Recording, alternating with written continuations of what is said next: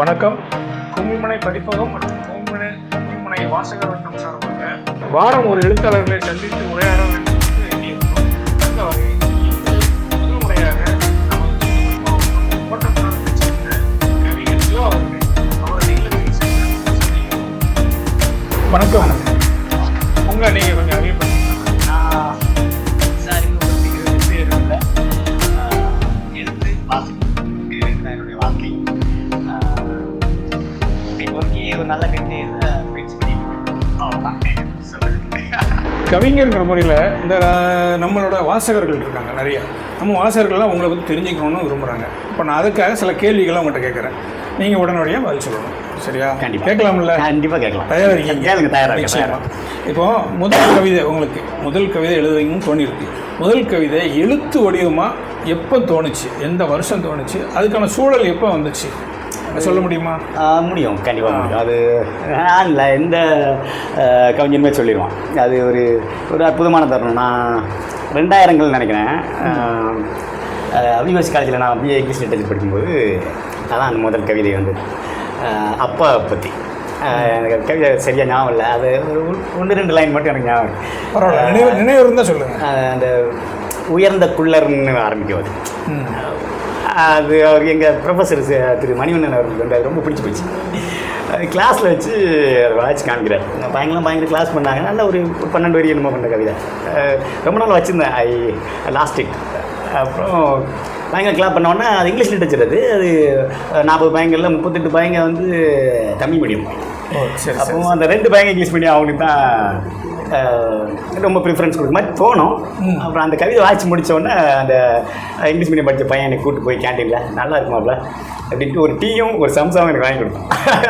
முதல் கவிதை அது மாதிரி ஒரு கிரெடிட் வந்து இப்போ வரைக்கும் இல்லை. இனிமேலும் இருக்குமாங்கிறது சந்தேகம் தான். சரி. இப்போ இன்னொரு கேள்வி. அதாவது நீங்கள் கவிஞர் ஆகிறதுக்கு ஏதாவது ஒரு நிகழ்வு அல்லது ஏதாவது எப்படி சொல்கிறதுன்னா ஒரு உந்து சக்தின்னு சொல்லுவாங்க. அது எப்படி உங்களுக்கு வந்து கவிதை ஆகணும் அப்படின்னு ஒரு உந்து சக்தி கிடைச்சது? முதல்ல இந்த கேள்வி இன்னும் கொஞ்சம் நீங்கள் மாற்றி கேட்டுருக்கலாம். சொல்லுங்கள். அந்த ஆகுதல் அப்படிங்கிறதே முதல்ல அது பதில் நீங்கள் வேறு ஏதாவது ஒரு சொல் பயன்படுத்திருக்கலாம். அது அப்படின்னா அது எந்த விதமான திட்டமும் தீர்மானங்களும் இல்லாமல், எந்த விதமான திட்டமும் இல்லாமல் ஒரு முகில்பதை போலவே தான் அந்த எண்ணம் வரும். நீங்கள் யார்கிட்ட கேட்டாலுமே, எந்த படைப்பாளிகிட்ட கேட்டாலுமே இதற்காகத்தான் வந்து நான் எழுத வந்தேன்னு சொல்லிட முடியாது. ஒரு கேள்விக்கான பதிலாக மட்டுமே அது இருக்குமே தவிர உண்மை அது கிடையாது. அப்புறம் உந்து சக்திங்கிறது எப்போ வந்திருக்குன்னு அவ்வளோ அறிவிட்டு சொல்ல முடியாது. ஒருவேளை நான் ஆங்கில இலக்கியம் படித்ததுனால அந்த பாதிப்புகள் இருக்கலாம். அது இருக்கலாம். எப்போவுமே அந்த ஆங்கில இலக்கிய அந்த வகுப்பறைகள் வந்து இந்த கவிதைகளை தான் போட்டு அலசம். அப்படிங்கும்போது நம்மளும் ஏதாவது ஒன்று எழுதலாம்னு சொல்லி அப்போ தோணிடலாம்.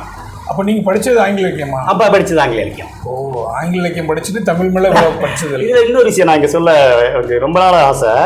இந்த ஆங்கில இலக்கியம் படிக்கிறவங்களுக்கு தான் தமிழ் மேலே ரொம்ப தீவிரமான ஒரு ஆர்வம் வரும். அது நான் பார்த்த அளவில் எனக்கு தெரிஞ்சு நிறைய பேர் இருக்காங்க. தமிழ் இலக்கியம் படிச்சுட்டு கவிதை எழுதுல பெரிய ஆச்சரியம் இல்லை.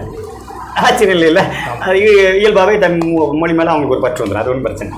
ஆங்கில இலக்கியம் வந்து எப்படி அவங்களை இழுத்துட்டு போகுது அப்படின்னா, இலக்கியம் அப்படிங்கிற வகையில் மொழி உள்ளே வரவே வராது. அது எந்த மொழி வேணாலும் இருக்கலாம். அப்படிங்கும்போது நான் என்னுடைய மொழியில் தான் சிந்திக்க முடியும். ஆங்கில இலக்கிய கவிதைகள் வந்து என்னை பாதித்தது அப்படின்னா, நான் இதே மாதிரி தமிழில் தானே எழுத முடியும் படித்தது. ஆமாம், அதுதான் அங்கே விஷயம். வேறு ஒன்றுமே இல்லை. இலக்கியம் என்னுடைய இலக்கிய வாசி பார்க்கலாம். ஓ, சரி. இப்போ ஒன்று, அதாவது உங்களோட முதல் கவிதை தொகுப்பு எப்போ வெளியே வந்துச்சு? அதோட பேர் நல்ல ஞாபகம். ஒரு கசப்பான கடந்த காலத்துலேருந்து வெளியே வரும்போது வந்து ஒரு 5 வருட தீவிர வாசிப்பில் நான் இருந்தேன். அப்பவுமே எனக்கு நிறைய கவிதைகள் வந்திருக்கு. கவிதைன்னு சொல்லி நான் நம்பினது நிறைய எழுதி வச்சுருந்தேன். அதுக்கப்புறம் வந்து காய் கனியாகும் மாதிரி நான் காத்திருந்தேன் அப்படி தான் சொல்லணும். பயம் இருந்தது இந்த வாசகர்கள் மேலே. அப்பவும் நிறைய வாசிக்க வந்து ஒரு தரமான படைப்பை தான் நம்ம கொடுக்கணும். அது இல்லாட்டா நம்ம கொடுக்க வேண்டாங்கிற மாதிரி ஒரு மனநிலை முதல்ல இருந்துச்சு. ஒரு 5 வருஷம் கழித்து தான் நான் முதற்கல்லை விட்டேன். அதுவும் என் நண்பர் திரு நன்சை தம்பி, இப்போ சீர் வாசகர் வட்டத்தில் இருக்காப்புல, கேள்விப்பட்டுலாம். ஒரு பயங்கரமான விமர்சகன் அவர்கிட்ட தான் ஃபஸ்ட்டு உங்களை மாதிரி ஒரு நண்பர் வந்து நல்லா இருக்கு நீங்கள் விடலாமே அப்படிங்கும்போது வந்து எனக்கு அதெல்லாம் தெரியாதுங்க, என் நம்பர் ஒரு ஆளுக்கு அப்புறம் நீங்கள் கால் பண்ணி பாருங்கள் அப்படின்னோடனே அது நன்சை பதிப்போம். அப்போது எனது கவிதைகளை வந்து தங்களுடைய நன்சை நிலத்தில் விதைக்கலாமா அப்படின்னு நான் ஒரு மெசேஜ் போட்டேன். முன்பின் அறிமுகம் இல்லை. அவர் உடனே அது தரமான விதைகளாக இருக்குமான்னு ரிட்டர்ன் பண்ணாரு. அவர் விடலை சாம்பிள் கொண்டு பாருங்களேன் அப்படின்ட்டு அந்த கவிதை மரத்தாலான இந்த பறவை எந்த பறவையின் மரமோ இதை அனுப்பிவிட்டேன். அவருக்கு ரொம்ப பிடிச்சிச்சு. அதுலேருந்து அந்த பயணம் 10 புத்தகம் வரை திறந்தது. நீங்கள் முதல்ல சொன்னீங்க எனக்கு கவிதை நான் நம்பினது அப்படின்னு. அந்த கவிதை நீங்கள் எழுதுகிற எழுத்துக்களை கவிதையை நம்புறதுக்கே உங்களுக்கு 5 வருஷம் பிடிச்சதா? ஆமாம். இன்னும் சொல்ல போனால் இப்போ வரைக்கும் பிடிக்கும். நான் இப்போ நீங்கள் அந்த கேள்விக்கான பதிலாக தான் 5 வருஷம் நான் சொன்னேன் தவிர இப்போது வரை அந்த இது இருந்துகிட்டே இருக்கு எனக்கு. இன்னும் நான் நம்பலை. அதை ஒரு 25% வந்து நம்பிக்கை இல்லாமல் தான் இருக்குது. அது இருக்கணும். கம்ப்ளீட்டாக எனக்கு 100% கவிதைன்னா எனக்கு என்னென்னு தெரியும்னு எந்த கொஞ்ச நாளுமே சொல்லவே முடியாது. அந்த பயம் இருக்கணும், நம்ம இன்னும் நல்லா எழுதணும். அப்படி அந்த இதுதான் வந்து உங்களை வந்து தரமான கவிதைகள் வெளியே வர்றதுக்கு வந்து காரணமாக இருக்குமே தவிர நீங்கள் ஒரு இடத்துல நின்று போய்விட்டால், நதி ஒரு இடத்துல நின்று போய்விட்டால் அது குட்டையாகி மாறிவிடும். அவ்வளோதான் விஷயம். நதியின் இலக்கு கடல். அவ்வளோ இல்லை. இப்போ நான் முதல்ல ஒரு கேள்வி கேட்டேன். அந்த முதல் புத்தகத்தோட பேர் முதற்கல். ஆமாம். முதல் எடுத்ததுன்னு முதற்கல் தான். இந்த கல் ஆரம்பிக்கிறதுலாம் கொஞ்சம் சிக்கல் தான். இது வரைக்கும் எத்தனை புத்தகங்கள் எழுதிருக்கீங்க? இது வரைக்கும் 9 கவிதை தொகுப்புகள் வெளியே வந்துருச்சு. ஆமாம். திருக்குறள் இந்த உதடு ஒட்டா சொற்களாலான குறள் விளக்க உரை. அது கவிதையை சேர்ந்து அது கவிதை தொனியில் இருக்கும். அது ஆக்சுவலாக திருவள்ளுவருடைய கவிதை. அதுக்கு கொஞ்சம் எளிமையாக கொடுப்போமே அப்படின்ட்டு அந்த திருக்குறள் ஃபார்மேட்லேயே மேலே 4 வார்த்தைகள், ஆக்சுவலாக அது வார்த்தைன்னு சொல்லக்கூடாது, சீர்கள்னு சொல்லுவாங்க. மேலே 4 வார்த்தை, கீழே 3 வார்த்தை வர மாதிரி குறள் மாதிரியே தான் விளக்கமும் இருக்கும். விசேஷம் என்னென்னா 1330 உதடு ஒட்டாத சொற்களை. அவ்வளோதான் விஷயம். வள்ளுவர் ஒரு குறள் எழுதினார். நீங்கள் எல்லாமே இல்லை, வள்ளுவர் அதை நான் பதிவு பண்ண விரும்புகிறேன். அது வள்ளுவர் வந்து 22 குறள் எழுதிருக்கு. ஒரு குறளை மட்டும்தான் அதிகமாக பயன்படுத்துகிறோம். யாங்கிற வார்த்தையில் ஆரம்பிக்கிறது. ஆமாம் ஆமாம். அதை மட்டும்தான் அதிகமாக எல்லாருமே எடுத்துக்கிட்டது சொல்கிறாங்க. வர்றீங்களா கவிதைகள், அதுக்கு முக்கியமாக அந்த காட்சிகளும் கருவும் எங்கேருந்து கிடைக்குது? பெரும்பாலும் வந்து எல்லாம் சொல்லுவாங்க, நான் இயற்கையை பார்த்து அந்த மாதிரி சொல்லுவாங்க. நான் கொஞ்சம் டிஃப்ரெண்ட்டு. அப்படின்னா நான் ஒரு புத்தகம், ஒரு நாவல் நான் வாசிக்கிறேன் அப்படின்னாலே பக்கத்தில் வந்து ஒரு பேப்பர் பேனை வச்சுட்டே இருக்கேன். அதில் ஏதாவது ஒரு வார்த்தைகள் இருக்க கவிதை எனக்கு காட்டப்படும். நான் அதை எழுதி வச்சுக்கிறேன். அதை அப்போ ஒரு 100 பக்கம் நான் வாசிக்கிறேன் அப்படின்னா எப்படியும் ஒரு 10 ஹிண்ட்டாக அதில் கிடச்சிடும். அதை வச்சுக்கலாம். அதை வச்சுட்டு அப்புறம் வேறு ஏதாவது தருணங்கள்லாம் அந்த இது இப்போ மாமரம் அப்படின்னு சொல்லி அந்த இது வந்து எனக்கு அதிலே தோணிடும். அதே மாமரம் வந்து இங்கே இதுக்கு முன்னால் வந்து எங்கே வேணாலும் படிச்சுக்கலாம். ஆனால் அது குறிப்பிட்ட ஒரு தருணத்தில் மட்டும் இதில் எதுவும் கிடைக்கணும்னு உங்களுக்கு தோணும். அப்படின்னு எனக்கு தோணும். நான் அந்த மாமரத்தை மட்டும் எழுதி வச்சுக்கேன். வேற ஒரு சூழலில் அதை குறித்து சிந்திக்கும் பொழுது வந்து எனக்கு என் வழியாக வரும். இப்போ உங்களோட வாசிப்பு தான் மிக முக்கியம் வந்து வாசிப்பு தான். நீங்கள் வாசிப்பு இல்லாமல் எதுவுமே சாத்தியம் கிடையாது. சரி, இப்போ புத்தகங்கள் வாசிக்கிறீங்க, எந்த மாதிரி புத்தகங்கள்? அதாவது சிற்றிதழ்கள் வாசிக்கிறீங்களா இல்லை பெரிய நாவல்கள் அது மட்டும் தான் வாசிக்கிறீங்க? இதில் நான் ரொம்ப நாளாகவே என் நட்பு கூட்டத்துலேயும் நான் சொல்லுவேன், கவிஞர்கள் மட்டும் நான் சொல்கிறேன். இவங்க என்ன நினச்சிக்கிறாங்கன்னா, இப்போ எழுத வர்றாங்க கவிதை எழுத வந்தாங்கன்னா கவிதைகளை மட்டும்தான் வாசிக்கணும்னு நினச்சிட்டே இருக்காங்க. அது ஒரு மிகப்பெரிய தவறு. பறந்துபட்ட வாசிப்பு என்னுடையது. ஆயிரா வெங்கடச்சலபதி, பரமசிவம் இவர்களுடைய ஆய்வு கட்டுரைகளாகட்டும், மனுஷன்ன, கல்யாணிஜின இவங்களுடைய கவிதை புத்தகங்களாக இருக்கட்டும், எஸ் ராமகிருஷ்ணன், ஜெயமோகன் இவங்களோட நாவல்களாக இருக்குது. எனக்கு கல்வியே கிடையாது. பைபிளே எனக்கு ஒரு புக்கு தான். அதில் வந்து அப்படி ஒரு பறந்துபட்ட வாசிப்பு இருந்தால் தான் அவங்களுடைய கவிதைக்கான பாடுபொருட்கள் விஸ்தாரமாக உங்களுக்கு கிடைக்கும். இதுக்குள்ளே நீங்கள் நிறைய பேர் இருக்காங்க வெறும் கவிதை தொகுப்புகளை மட்டுமே வாசிச்சுட்டு கவிதை எழுதுறாங்க. கவிதை தொகுப்புகளை நீங்கள் வாசிச்சுன்னா ஒரு ஒரு ஒரு ஐடியா உங்களுக்கு கிடைக்கும். இப்படிலாம் சொல்லலாமா அப்படின்ட்டு. அதுவே உங்களுடைய சொந்த நடையாய் மாறிவிடாதுங்களா? கண்டிப்பாக இப்படி சொல்லப்பட்டிருக்கு. அந்த மாதிரி ஏதாவது ஒரு நாடையில் எழுதும்போது இப்படி சொல்லலாமா அப்படிங்கிற ஒரு கேள்வி வரும்பொழுது அதற்கு ஒரு உதாரணமாக ஒரு கவிதை உங்களுக்கு ஞாபகம். அதுதான் கவிதை வாசிக்கிறது. மற்றபடி ஏன்ட்ட கேட்டிங்க அப்படின்னா, நாவல்ங்கிறது ஒரு 500 பக்கமோ 600 பக்கமோ உள்ள கவிதை. கவிதைங்கிறது 7 வரியோ 8 வரியோ உள்ள ஒரு நாவல். அவ்வளோதான். சரி, அப்போ நீங்கள் இப்போ வந்து கவிதை மட்டும்தான் எழுதிட்டு இருக்கீங்களா? அடுத்து உங்களோட அடுத்த கட்டமாக கவிதையை தாண்டி சிறுகதை, நாவல் அந்த பக்கம் போகிற மாதிரி உங்களோட? இல்லை, அந்த எண்ணம் இல்லை எனக்கு. ஏன்னா இதுலேயே வந்து எனக்கு நிறைய சொல்ல வேண்டியிருக்கு. எனக்கு அது போக இதுதான் என்னுடைய வடிவம். சோம்பேறித்தனம்னு வச்சுக்கோங்க நீங்கள். ஏன் கேட்குறேன்னா, நீங்கள் வாசிக்கிறது எல்லாமே நாவல்களும் சிறுகதைகள் தொடர்கதைகள் அப்படி சரித்திர நாவல் இதெல்லாம் வாசிக்கிறீங்கல்ல. ஒருவேளை நம்ம கவிதை எழுதிட்டு இருக்கோமே, இதை வாசிக்கிறதுனால அந்த மாதிரி நம்ம ஒன்று எழுதலாமான்னு ஒரு எண்ணம் இல்லை. அது எனக்கு இப்போ வரைக்கும் தோணுது. ஆனால் நண்பர்கள் சொல்லுவாங்க, நீங்கள் ஏன் ஒரு நாவல் முயற்சிக்க கூடாது அப்படின்ட்டு. நானும் நாவல் தான் எழுதிட்டு இருக்கேன். ஆனால் 6 வரி முடியாது. அவ்வளோதான். 6 வரி அவ்வளோ. அதாவது விஸ்தாரமாக எழுதக்கூடியது வந்து வாசகர்கள் தான் அதை விஸ்தாரமாக எழுதணும். நான் ஒரு 10 வரி கவிதை கொடுக்கணும், அதுக்குள்ள ஒரு நாவல் கிடைக்கும். உதாரணமாக அது நதியாக கடலாக அப்படின்னு சொல்லி 2 வார்த்தையில் ஒரு கவிதை உண்டு. இது எனக்கு தெரிஞ்ச நண்பர்கள்ட்ட கொடுத்தா இவங்க ஒரு சிறுகதையாக அதை எழுதிடுவாங்க. அதுக்கான உள்ளடக்கம் அதில் இருக்கு. அவ்வளோ. ஒவ்வொரு துளியும் ஒவ்வொரு கடல். அவ்வளோ. துளியே கடல். இளையராஜா அவர்கள் சொன்னது போல துளிக்கடல். துளிக்கடல். சரி சரி. இவர் இந்த படம் இது யாருன்னு சொல்லுங்களேன். நீங்கள் சொல்லுங்களேன். இல்லை எனக்கு தெரியும், ஆனால் நம்ம வாசகர்களுக்கு தெரியும். வாசகர்களுக்கு வந்து இது எனக்கு ரொம்ப பிடிச்சால. அப்புறம் அந்த முதல் கேள்விக்கு இது சொல்லியிருந்துக்கணும். அது ரொம்ப க்ளோஸான ஆட்கள் சாப்பிட்டு ஞாபகம் வர மாட்டாங்க. கலீல் கிப்ரான் நமக்கு ரொம்ப பிடிச்ச ஃபேவரட்டான ஆள். எனக்கு தெரிய வந்து இந்த மாதிரி ஒரு வரிகளை வந்து நான் வேற எங்கேயுமே வாசிச்சதே இல்லை. அது கலீல் கிப்ரான். அது இந்த பையன் வரைஞ்சது ஃபேவரட் கேட்டிங்களா, கலீல் கிப்ரான் தான். பிடிச்சமான எழுத்தாளர்கள் பயங்கரமான அவரோட புத்தகங்கள் நிறைய இருக்கு. அவரோட கம்ப்ளீட் எடிஷன் என்கிட்ட இருக்கு. முழு 12 புத்தகங்கள் இருக்கு. சிறப்பு. சரி, இப்போ சமூக ஊடகங்களில் எழுதுறாங்க, ஒவ்வொருத்தரும் அவங்களுக்கு தனக்கு தோன்றதெல்லாம் எழுதுறாங்க. அப்படி எழுதி வர்ற அந்த எழுத்துக்கள் குறித்து உங்களோட பார்வை என்ன?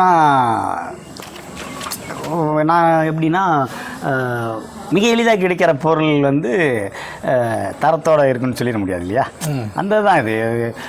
ஒரு 2000களில் வந்து இவ்வளவு பேசுறதுக்கான ஒரு வாய்ப்பு இல்லை. ஒரு வாய்ப்பு பேச வாய்ப்பு மறுக்கப்பட்ட சமூகம் தான் இப்போ இந்த வெகுண்டெழுந்து வருகிறது. அதனால் வந்து நானும் எழுதிடுவோம் அப்படின்னு சொல்லிட்டு அவங்க வராங்க. நல்ல விஷயந்தான். சில குறிப்பிட்ட ஆட்களுக்கு மட்டுமே பாதிக்கப்பட்டது இல்லை அல்லவா இலக்கியம். யாரும் நான் வரலாம், அதில் ஒன்றும் தப்பு இல்லை. இப்போவும் நம்ம வாழைச்சுவடியில் உட்காந்து எழுதிக்க முடியாது இல்லையா. அது இட் ஹேப்பன்ஸ் தான், அது வரவே செய்யும். ஆனால் நாம் எதை பதிவிடுகிறோம் என்பது மிக முக்கியம். என்கிட்ட அன்றைக்கி ஒரு ஃப்ரெண்டு ஃபோன் போட்டு சொல்கிறான், ஆனால் அந்த பா வெங்கடேசனுடைய அந்த தாண்டவராயன் கதையை வாசிச்சிருக்கியாரா தம்பின்னு கேட்கும்போது, நான் அதை இதில் மொபைலில் நான் வாசிக்கினேன் அப்படிங்க. அது ஒரு தமிழில் வந்து ஒரு பெரும் படைப்பு. அது எங்கள் புத்தகத்திலே வந்து அதை படித்தால் தான் அதனுடைய உண்மையான சாரம் வந்து உங்களுக்கு தெரியும். அதே நான் அதெல்லாம் படிக்காங்க. ஒரு 4 வரி கவிதை கிடையாது. அது தமிழில் குறிப்பிட்டு சொல்லக்கூடிய ஒரு மிகப்பெரிய பெரும்படைப்பு. அதை தான் சொல்கிறேன் நான். இவர்கள் எல்லாவற்றையுமே வந்து டிக்ஷனரி தமிழ் அகராதிகள் எத்தனை விதத்தில் இருக்குது கிடையாது. டக்குன்னு அவங்க டைம் சேவ் பண்ணு சொல்கிறாங்க. அது அப்படியா இல்லை. நீங்கள் தமிழ் அகராதி எடுத்து ஒரு வார்த்தைக்கு நீங்கள் அர்த்தம் பார்க்கும்பொழுது அதோட தொடர்படி 10 வார்த்தைக்கு உங்களுக்கு தெரிஞ்சிடும். அந்த இதை விட்டுறாங்க அவங்க. அதில் வெறும் வெற்று கூச்சல் தான் இருக்கிறதானே தவிர அந்த கூச்சலில் அவர் சொல்ல வந்த கருத்தின் அர்த்தம் அப்படின்னு போயிடும். இதுதான் நான் சொல்கிறேன். இல்லை, இப்போ என்னதுன்னா, அந்த புத்தக வாசிப்பு, புத்தகத்தை கையில் எடுத்து வாசிக்கிறதுக்கும் சமூக ஊடகங்களில் வர்றதை அந்த அலைபேசியில் நம்ம வாசிக்கிறதுக்கும் அந்த உணர்வு சம்மந்தமாக என்ன வேறுபாடு? இது ரொம்ப நிறைய பேர் எனக்கு கேட்டுருக்காங்க. இதை நான் அதுக்கு சொல்லுவேன், அதே பேர்லாம் உங்களுக்கு சொல்கிறேன். உங்களோட குழந்தைக்கு வந்து குழந்தைய தொட்டு நீங்கள் கொடுக்குற முத்தத்துக்கும் ஒரு ஃப்ளையிங் கிஸ்ஸுக்குள்ள வித்தியாசம் தான் அது. இது எப்படி எடுத்துக்கலாமா? ஒரு புகைப்படத்தில் கொடுக்குற கணத்தில் கொடுக்குற வித்தியாசம் இருக்குல்ல, அப்படி இந்த வித்தியாசம் தான். இதை தவிர நீங்கள் எத்தனை அறிவியல் முன்னேற்றங்கள் உங்களுக்கு வந்திருந்தாலும் அந்த புத்தகத்தினுடைய அந்த வாசனை அது வந்து எந்த இதாலும் கொடுத்துடவே முடியாது. அதுக்கு ஈடியனே கிடையாது அதற்கு. அதுதான் நான் சொல்கிறேன். ஆனால் 2K கிட்ஸ் வந்து கோவப்படலாம் இதுக்கு. அது தனி. நீங்கள் ஒரு கவிதையை வந்து ஒரு அலைபேசியில் வந்து நீங்கள் வாசிப்பதற்கும் அதுவே எழுத்தோடையும் போட்டு ஒரு புத்தகத்தில் வாசிப்பதற்கும் அதே கவிதை என்றாலும் இது கொடுக்குற அந்த இன்பம் வேறு, உணர்வுபூர்வமாக இருக்கும். அப்போ புத்தக வாசிப்பு தான் முக்கியம். புத்தக வாசிப்பு தான் முக்கியம். அதுவும் எதில் வாசிக்குங்கிறது முக்கியம். ஓ, சரி சரி சரி. எந்த இலக்கிய வகைமைனாலும் சரி, எந்த இலக்கிய படைப்புனாலும் சரி, சரி நீங்கள் புத்தகங்களை வாசிங்க. கலீல் கிப்ரான் பற்றி பேசுனீங்க, அதனால் எனக்கு இந்த ஒரு கேள்வி வந்துச்சு. இப்போ ஒரு படைப்பு காலம் கடந்து நிற்கணும் அப்படின்னா நம்ம எப்படி எழுதணும்?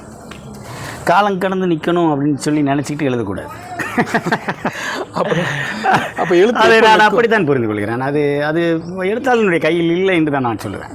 அது தனக்கான எத்தனை நாள் தன்னுடைய வீரியத்தை வந்து அது தக்க வைத்துக் கொள்வது என்பது அந்த படைப்பிடம் தான் இருக்கிறது. அதை எழுதியவனுக்கு கூட அது தெரியுமா என்றால் என்கிட்ட கேட்டால் அது சந்தேகம் தான். அது நம்ம வள்ளுவரை எடுத்துக்கிட்டிங்கன்னா அவர் நினச்சிப்பாரான்னு எனக்கு தெரில. ஆனால் ஒரு ஆகச்சிறந்த எழுத்தாளன் அப்படி அந்த நோக்கத்துக்கான எழுதுறது இல்லை. காலம் கடந்து நிற்க வேண்டும் என்றெல்லாம் இல்லை. அவன் தனது தன்னுணர்வை, தன்னுடைய உள்ளுணர்வை தான் அவன் எழுதுகிறான்.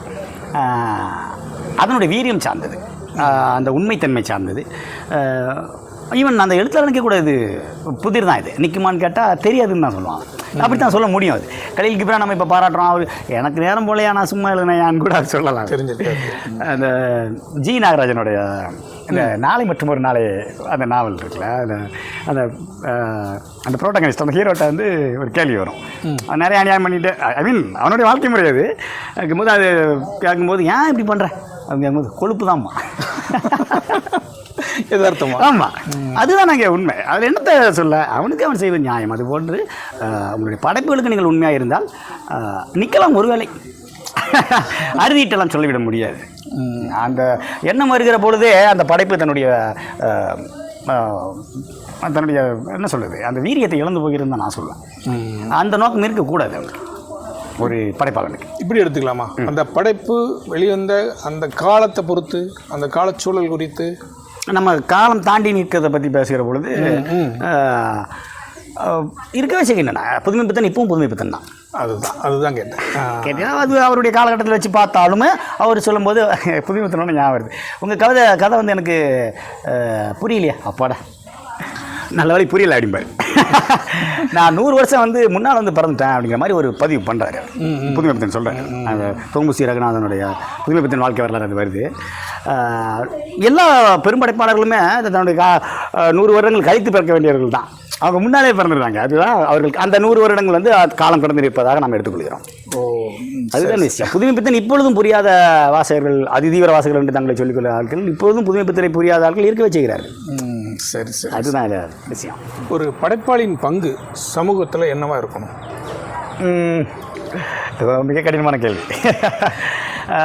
அரசியல் தலையீடுகள் வந்து இருக்கவே செய்கிறது.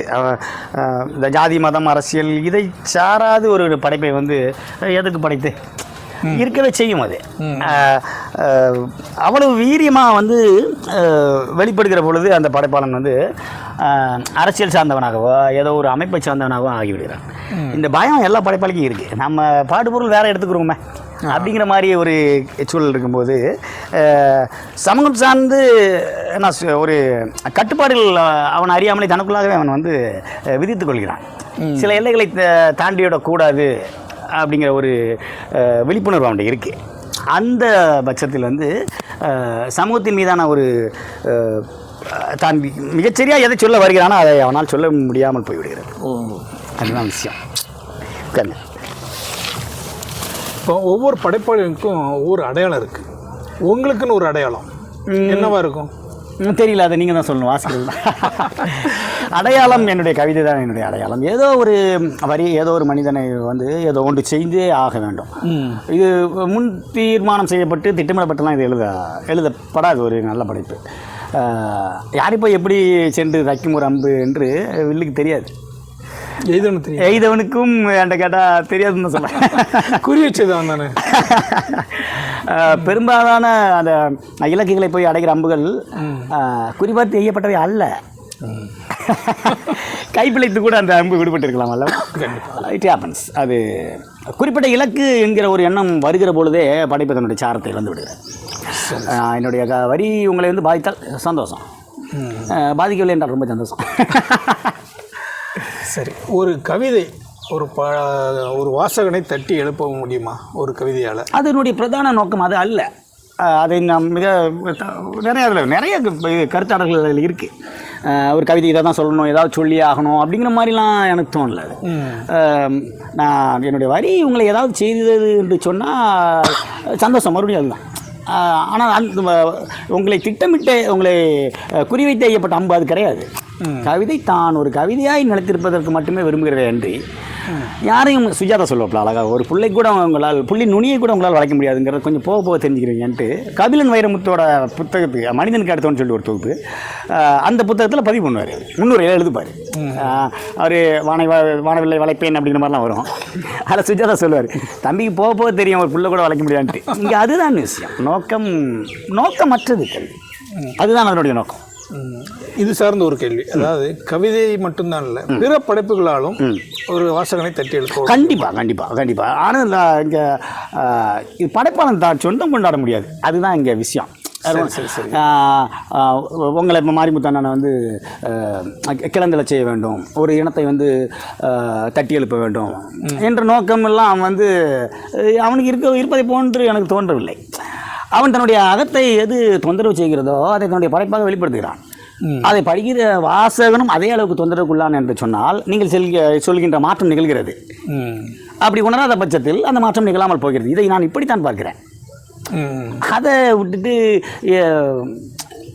இந்த நோக்கத்துக்காண்டி தான் வந்து இந்த படிப்பு எழுதப்பட்டதுன்னு சொல்லி அவ்வளவு துல்லியமாக ஒரு எழுத்தாளனால் சொல்ல முடியுமா என்றால் என் வரையில் முடியாது என்று தான் நான் சொல்லுவேன். அது அவனுடைய அகம் சார்ந்த கேள்விகள். உங்களுக்கு இருக்குல்ல, அறச்சீற்றம் இருக்குது, எனக்கு இருக்குது, நண்பர்களுக்கு இருக்குது. அவங்கவுங்க வெளிப்பாட்டு முறைகள் தான் வேறு தவிர ஆனால் உள்ளார்ந்த ஒரு விஷயம் இருக்க தான் செய்யுது. யாராவது ஒருத்தனை போய் ஏதாவது செஞ்சிடாதா அப்படிங்கிற ஒரு இருக்குமே தவிர அது விழுக்காட்டு அளவில் வந்து மிகவும் குறைவு. 100 விழுக்காடு என்று சொன்னால் அது ஒரு 2% 3% தான் இருக்குமே தவிர பிரதான நோக்கம் அதுவாக இருக்க வாய்ப்பில்லை என்று எனக்கு தோன்றுகிறது. பள்ளி பருவத்தில் நீங்கள் பள்ளிக்கூடத்தில் படிக்கும்போது அந்த நேரத்தில் உங்களுக்கு இது போல் தமிழ் மொழி மீது ஆர்வம், இந்த கவிதை வரி மீது ஆர்வம் ஏதாவது இருந்துச்சு? சத்தியமாக கிடையாது. எல்லா குழந்தைகளையும் போலவே எப்படா பள்ளிக்கூடத்தை விட்டு வீட்டுக்கு ஓடி வரும், இதுதான் என்ன இருந்துச்சு. நான் லிட்ரேச்சர் 3 வருஷம் முடிக்கிற வரைக்கும் கூட எனக்கு கவிதை மேலே அவ்வளோ பெரிய ஈடுபாடுலாம் ஒன்றும் கிடையாது.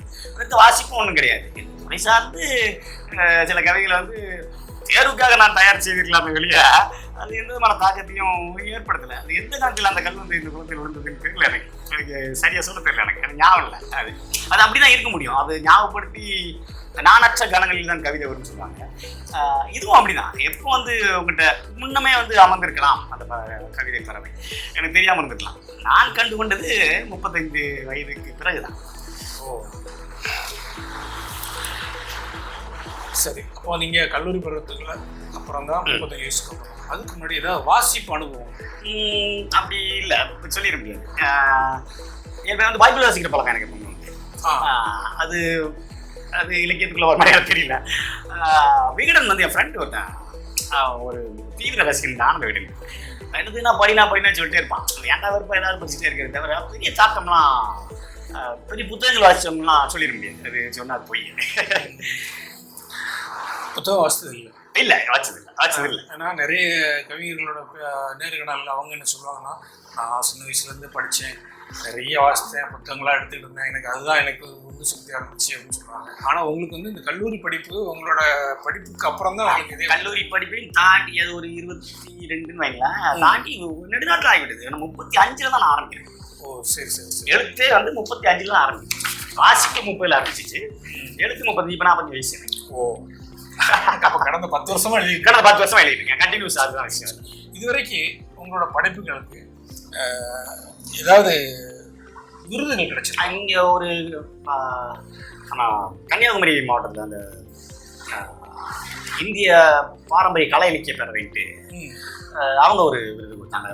என்னோட 2வது தொகுப்பு அப்பாவின் சைக்கிள் வந்து அவங்க ஒரு விருது கொடுத்தாங்க. இந்த இடத்துல ஒரு இது, அதாவது கல்லூரி உங்களோட முதல் கவிதை எதுன்னு கேட்டேன், அதுவும் அப்பா குறித்து. இப்போ உங்களுக்கு முதல் விருது 2வது புத்தகம், அது அப்பாவின் சைக்கிள். அப்பாவுக்கு உங்களுக்கு பெரிய ஒரு ஈடுபாடு இருக்கு? கண்டிப்பா. அவர் வந்து என்ன சொல்லுது, என்னோட ஃபர்ஸ்ட் அண்ட் பெஸ்ட் ஃப்ரெண்ட்னா எங்க அப்பா தான். அப்பா தான் எல்லாருக்குமே முதல் கதாநாயகன். அது உங்களோட வாழ்வியல்ல, உங்களோட படைப்புகள்லேயே அது தொடர்ந்து வந்துட்டு இருக்கு. ரொம்ப மகிழ்ச்சியான விஷயம். சரி, உங்களோட படைப்புகள் குறித்து அப்பா ஏதாவது சொல்லியிருக்கிறாங்களா? இல்லை, நான் காமிச்ச பீரியட் உண்டு. அப்போ நான் புத்தகங்களை கொண்டு போய் காமிச்சது இல்லை. எல்லாரும் சொல்றாங்கடா பாரு, அவரு நல்லா இருக்குன்னு சொல்றாங்க தோனி அப்படிங்கிற மாதிரி சொல்லுவார். அவர்கிட்ட கொண்டு போய் ஃபர்ஸ்ட் நான் காமிச்சது இல்லை அவரே ஒரு கவிதை தான் கொண்டு போய் அவர்கிட்ட சரியா விருப்பம்ல அப்படிலாம் ஒன்றும் இல்லை தோணல. இல்லை அப்பா நீங்கள் எழுதுறது குறித்து உங்களாம் சொல்கிறாங்க, அப்பா உங்களுக்கு ஊக்குவிப்பாங்களா? கண்டிப்பா. அந்த அவரு அது இல்லாமல் முடியவே முடியாது. அதுவும் எங்கள் side every father is a hero to his son பாங்கல்ல, அது மற்றவங்களுக்கு எப்படி எனக்கு தெரியாது, எனக்கு 100% அது உண்மை. அப்பா இல்லாட்டா இந்த பேட்டி இல்லை. அப்பா தட்டி கொடுத்து கண்டிப்பா. சரி மகிழ்ச்சி. இப்போ உங்களோட படைப்புகளில் ஒவ்வொரு படைப்பும் வெளியே வருது, வரும்போது வெளியிடும்போது நான் இந்த கேள்விக்கு முன்னாடி ஒரு கேள்வி கேட்டுறேன். அதாவது என்னென்னா, நான் கேள்விப்பட்டிருக்கேன் உங்களோட புத்தகங்கள்னு பார்த்தீங்கன்னா ஒரு புத்தகமாக வெளியிட மாட்டீங்க அப்படின்னு கேள்விப்பட்டிருக்கேன். குறைஞ்சது ஒரு 4 புத்தகமாக சேர்த்து தான் வெளியிடுவீங்க அப்படின்னு. அது எப்படி நிஜம்தானா? அது உண்மைதான். அது காரணம் இருக்கு. அதுக்கு என்ன காரணம்? அது நம்ம கவிதையிலேயே சொல்லணும்னா, தாமதமாய் கிளம்பி விட்ட பின்பு வேகமாய்த்தான் செல்ல வேண்டியிருக்கிறதுன்னு ஒரு வரி வரும். அந்த கணக்கில் வந்து நிறைய என்னிடம் வந்தது கவிதைகள், என்னிடம் சொல்வதற்கு நிறைய இருப்பதாக நான் நம்புகிறேன். என்னும்போது ஒரு வருஷத்துக்கு ஒரு புக்கு வந்து எனக்கு கட்டுப்படி ஆகாது. இந்த நாளே கட்டுப்படி ஆகாது தான். மனு சொன்ன மாதிரி புதுசாக போடுறதுக்கு வந்து உள்ளார ஒரு ஆசை தான், பொருளாதார சூழல் இருக்குது. அது ஒன்று தான் காரணம், பொருளாதாரம் தான். நீங்கள் ஒரு புத்தகம் போட்டாலும் அப்போ இப்போ தான் பிரிண்ட் அண்ட் டிமாண்ட், அப்போ அவ்வளோ அது மேக்ஸிமம் அது பரவலாக்கப்படவில்லை. அப்போ வந்து 4 புத்தகம் மொத்தமாக போடும்போது வந்து விலை குறைவாக இருந்தது. அது ஒன்று காரணம். அது போக எனக்கும் சொல்வதற்கு நிறைய இருந்ததுனால வந்து அது 2 கூட்டல் 2 நான் கைக்கிட்டு பொருளாதார சிக்கல் 4 வேற எதுவும் இல்லை. அது போக சொல்வதற்கு நிறைய இருக்கிறது. ஒரு புத்தகம் நிறைய இருக்கு, நம்மகிட்ட இருக்கு, சரக்கு நிறைய இருக்கு. காலம் மிகவும் குறைவாக இருப்பதா எல்லாத்தையும் சொல்லிட முடியாதுதான், மேக்சிமம் சொல்லிடுவோம். சரி, இந்த 4 புத்தகம் பண்றீங்க, அது எப்படி காலங்கள் ஒரு 6 மாதத்துக்கு ஒரு தடவையா, ஒரு வருஷத்துக்கு வந்து 4 புக்கு தான் அப்படி இலக்கு. சில சமயங்கள் இன்னும் முன்னால் போகும் பின்னால் போகும். இந்த வருஷம் சில பல காரணங்களால் வந்து விட முடியாமல் போச்சு. இட்ஸ் ஆல் தி கேம், அதெல்லாம் நடக்கும். ஆனால் 4 தான் இலக்கு. சரி, புத்தக வெளியீட்டு விழா நான் எப்பவுமே நடத்துனது இல்லை. எப்படி நான் என் ஃப்ரெண்ட்ஸ் சர்க்கிள்கிட்ட என் நட்பு வட்டாரம், என்னுடைய வலதுகைன்னு சொன்னால் அது என்னுடைய நட்பு வட்டாரம். நான் அவங்களை வந்து என் வீட்டுக்கே கூப்பிடுவேன். எங்கள் வீட்டு மொட்டை மாடியில் வச்சு முதல்ல வந்து அவங்களோட புத்தகங்கள் கொடுத்துருவேன். அவங்க அதை பற்றி கருத்து தெரிவிப்பாங்க. அவ்வளோதான் சிம்பிளாக இருக்குன்னு கேட்குறேன். அந்த பிரம்மாண்டத்தின் ஒளி எனக்கு கண் பூசும். அப்புறம் எப்படி வெளியே தெரிய வரும்? வெளியே வந்து உங்களுடைய கவிதை அதற்கான திறனுடையதாக இருந்தார். கன்னியாகுமரியில் உள்ள ஆளுக்கு வந்து அப்பாவின் சைக்கிளோட வேல்யூ தெரிஞ்சுக்கலாம். ஒரு ஓட்டப்படத்தில் தயாரிக்கப்பட்ட சைக்கிள் கன்னியாகுமரி போய் சென்றிருக்கிறது அல்லவா, தூத்துக்குடி சென்றடையவில்லை என்பதில் ஒரு வருத்தம் தான். அதுக்கான பாதை அந்த பக்கம் இல்லை, இருக்கலாம். அதுக்கான வாய்ப்புகள் நிறைய. கொண்டு போகிறது வந்து அது ஒரு தனி ப்ராசஸ் ஆக்சுவலி. இப்போ நிறைய நட்பு வட்டாரங்களுக்கு என்னை கொண்டு போய் சேர்க்கணும். நான் இந்த சோசியல் மீடியாலாம் ரொம்ப இயங்க மாட்டேன். வெளியே மேக்சிமம் வந்து இந்த அறை தான் என்னுடைய உலகம். இந்த புத்தகங்கள்லாம் என்னுடைய சொந்தக்காரங்க. வெளியே மேக்சிமம் வரவே மாட்டேன். என்னுடைய கவிதை எதற்கு வெளியே தெரிய வேண்டும், ஏன் டிஸ்பிளே பண்ணணும்? இவங்க இப்போ இருக்கிற பிரச்சனை வந்து நான் தன்னை முன்னிறுத்தவே எல்லா படைப்பாளர்களும் எல்லாரும் தான் பெரும்பான்மையா 100க்கு ஒரு 70 பேர் தன்னை முன்னிலைப்படுத்தும் போது வந்து என்னால் அதை ஏற்றுக்கொள்ள முடியாது. சரி, யாருக்கும் விடுபட்ட கேள்வி. அதாவது உங்களோட படைப்புகள் வெளிவரும்போது உங்களோட மனநிலை என்ன? முதற்கள் விடும்போது வந்து அப்படியே தம்பி மறுபடியும் நினச்சி தம்பி தான் வராப்ல. தலைவர் அப்படியே வானத்தில் மிதக்கிற மாதிரி இருக்குமான்னு எனக்கு கால் பண்ணாரு. தூங்கவே இல்லை, 2 நாள் தூங்கவே இல்லை. அது ஒரு ஃபீல். அப்புறம் வந்து அப்படி பழகிடுச்சு. ஆனாலும் ஒவ்வொரு புத்தகம் வரும்போது வந்து ஒரு பதமாக இருந்துகிட்டே தான் இருக்கும். எப்படி மக்களிடம் போய் சேருகிறதோ அப்படிங்கிறது வந்து பொதுவாக வந்து அந்த புத்தகங்களுக்கான தயாரிப்பிலே வந்து எனக்கு அந்த படப்படப்பு வந்து அடங்கிடும். அதனால் வந்து புத்தகங்கள் வெளியே வரும்போது எனக்கு பெரிய பாதிப்பாக இருக்காது, அந்த பரபரப்பு இருக்காது. இப்போ வந்து 10 புத்தகம் விட்டீங்களா, பரபரப்பாக பேசப்பட்டு நட்பு வட்டாரத்தில் பேசப்பட்டு ஏதாவது அது தொகுப்பு இருக்கா, அல்லது குறிப்பிட்ட கவிதைகள் இருக்கா? ஏதாவது இருக்கு, பர்டிகுலராக சொல்லிட முடியாது. இப்போ என்கிட்ட வரையில் நீங்கள் கேட்டீங்க அப்படின்னா முதற்கல் புக்கு தான் பெஸ்ட்டு நான் சொல்லுவேன். ஆமாம், அந்த கன்னியாகுமரி அவங்க அந்த கலை இலக்கிய இந்திய பாரம்பரிய கலை இலக்கிய பறவை என்கிட்ட கேட்கும்போது வந்து 4 புக்குமே அவங்களுக்கு 4 புக்கேன். 4 புக்கில் வந்து அவங்களுக்கு எதுக்கு அவார்டு கொடுக்கணும்னு தெரியல. அவங்களுக்கு அப்போ நீங்கள் சொல்லுங்கன்னு கேட்டாங்க. நாலுமே பெஸ்ட்டாக இருக்குது, நீங்கள் சொல்லுங்கள் தோழர் இருந்தோன்னா நான் எனக்கு பிடிச்சி சொன்னேன் அப்பாவின் சைக்கிள். இதோ ஒன்றை முன்னிலைப்படுத்த வேண்டும் என்பதற்காக சொல்லப்பட்ட பேர் தானே தவிர மீதி 3 தொகுப்புகள் வந்து அதற்கு சட்டம் குறைந்தது கிடையாது. அதாவது என்னோட பிள்ளை எனக்கு அவ்வளோதான். எந்த பிள்ளை பிடிக்குன்னா எல்லா காக்கைக்கும் தன் குஞ்சு போல உங்களுக்கு எல்லாமே 10மே உங்களுக்கு சிறப்பு. என்ன மண் குயில் அப்படி வச்சுக்கலாம், மண் குருவி வச்சுக்கலாம். குருவி குயில் அழகாக இருக்குது. பற்றியில் அவங்க ஒரு நிமிஷத்தில் குழந்தையாக்கி விட்டது பார்த்துக்கலாம். இதுதான் கவிஞன் வீட்டு குருவின்னு சொல்லிட்டு. அருமை அருமை அழகாக இருக்குது. இது கொஞ்சம் நல்லா இருக்குது. இது வந்து இது மன்னர் கடிகாரம். இதை வச்சு தான் எழுதுறீங்களா? அப்படிலாம் இல்லை, மகிழ்ச்சி. இப்போ உங்களோட புத்தகங்கள் பார்த்துருக்கேன். நீங்கள் ஒரு 10 தலைப்புகள் கொடுத்துருக்கிறீங்க. முதற்கள், அப்பாவின் சைக்கிள், வெள்ளை நிழல், ஈரவெயில், கிளையில் தங்கிய குரல், மணல் வரிகள், கருப்பு வெள்ளை கால்கள், உப்பு குதிரைகள், நீர்ப்பற்கள்.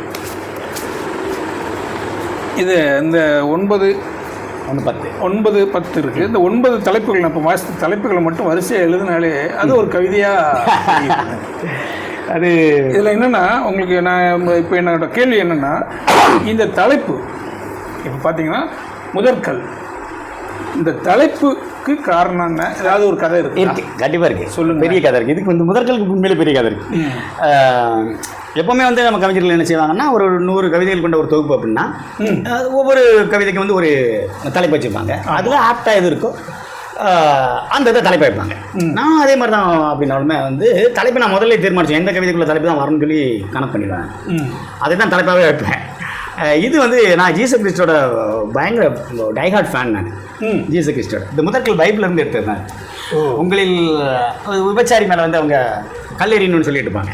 ஒரு சீன் வரும். அதில் வந்து உங்களில் எவன் யோக்கியனோ அவன் தன்னுடைய முதற்கல்லை அவள் மீது ஏறிட்டும் பாரு. நம்ம சரி, அது ரொம்ப பிடிச்ச அதே ஒரு கவிதையாக மாற்றணும். அதில் இருக்கும் நினைக்கிறேன். சரி, ஞாபகம் இல்லை கொண்டாங்க.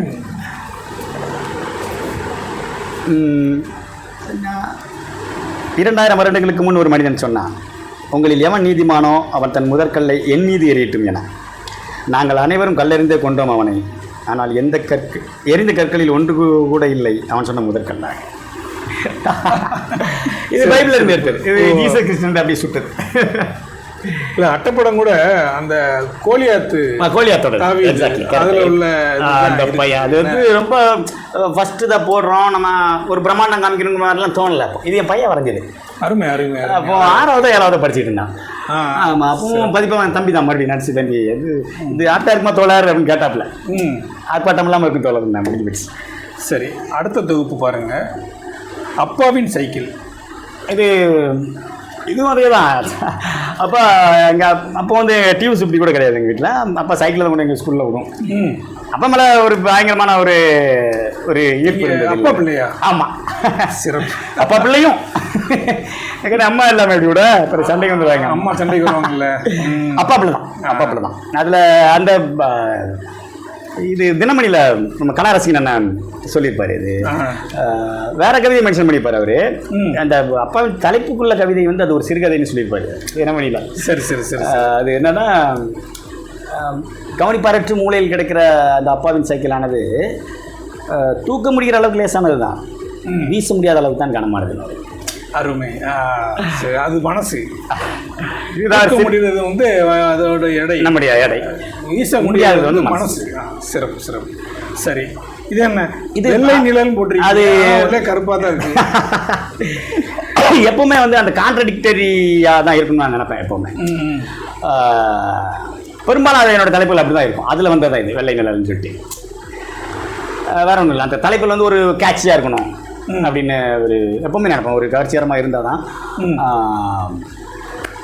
ஒரு குட் இன்ட்ரடக்ஷனாக இருக்கணும் அந்த அட்டை. தலைப்பும் இருந்தால் தான். ஏன்னா ஏற்கனவே சொன்ன மாதிரி 7 கோடி தமிழர்களில் 7.5 கோடி கவிஞர்கள் இருக்காங்க. அருமையாக இருக்குது. இதை எடுத்தோடனே ஒரு கவிதை இருக்குது. அதாவது, பிறை வட்டம் தாண்டி வளர்வதில்லை, பிறை எதுவும். ஏன்னா அந்த வட்டத்துக்குள்ளே தான் பிறை வளர்ந்தாகணும், நம்ம வேறு வழி கிடையாது, அதை தாண்டி போக முடியாது. அதுபோல தான் சிறப்பாக இருக்குது வெள்ளை நிழல். சரி, அடுத்து ஒரு ஈர வெயில். இது அப்படி அந்த கான்ட்ராடிக்ட் தான். ஈரம் வெயில் எப்படி ஈரமாக இருக்கும்?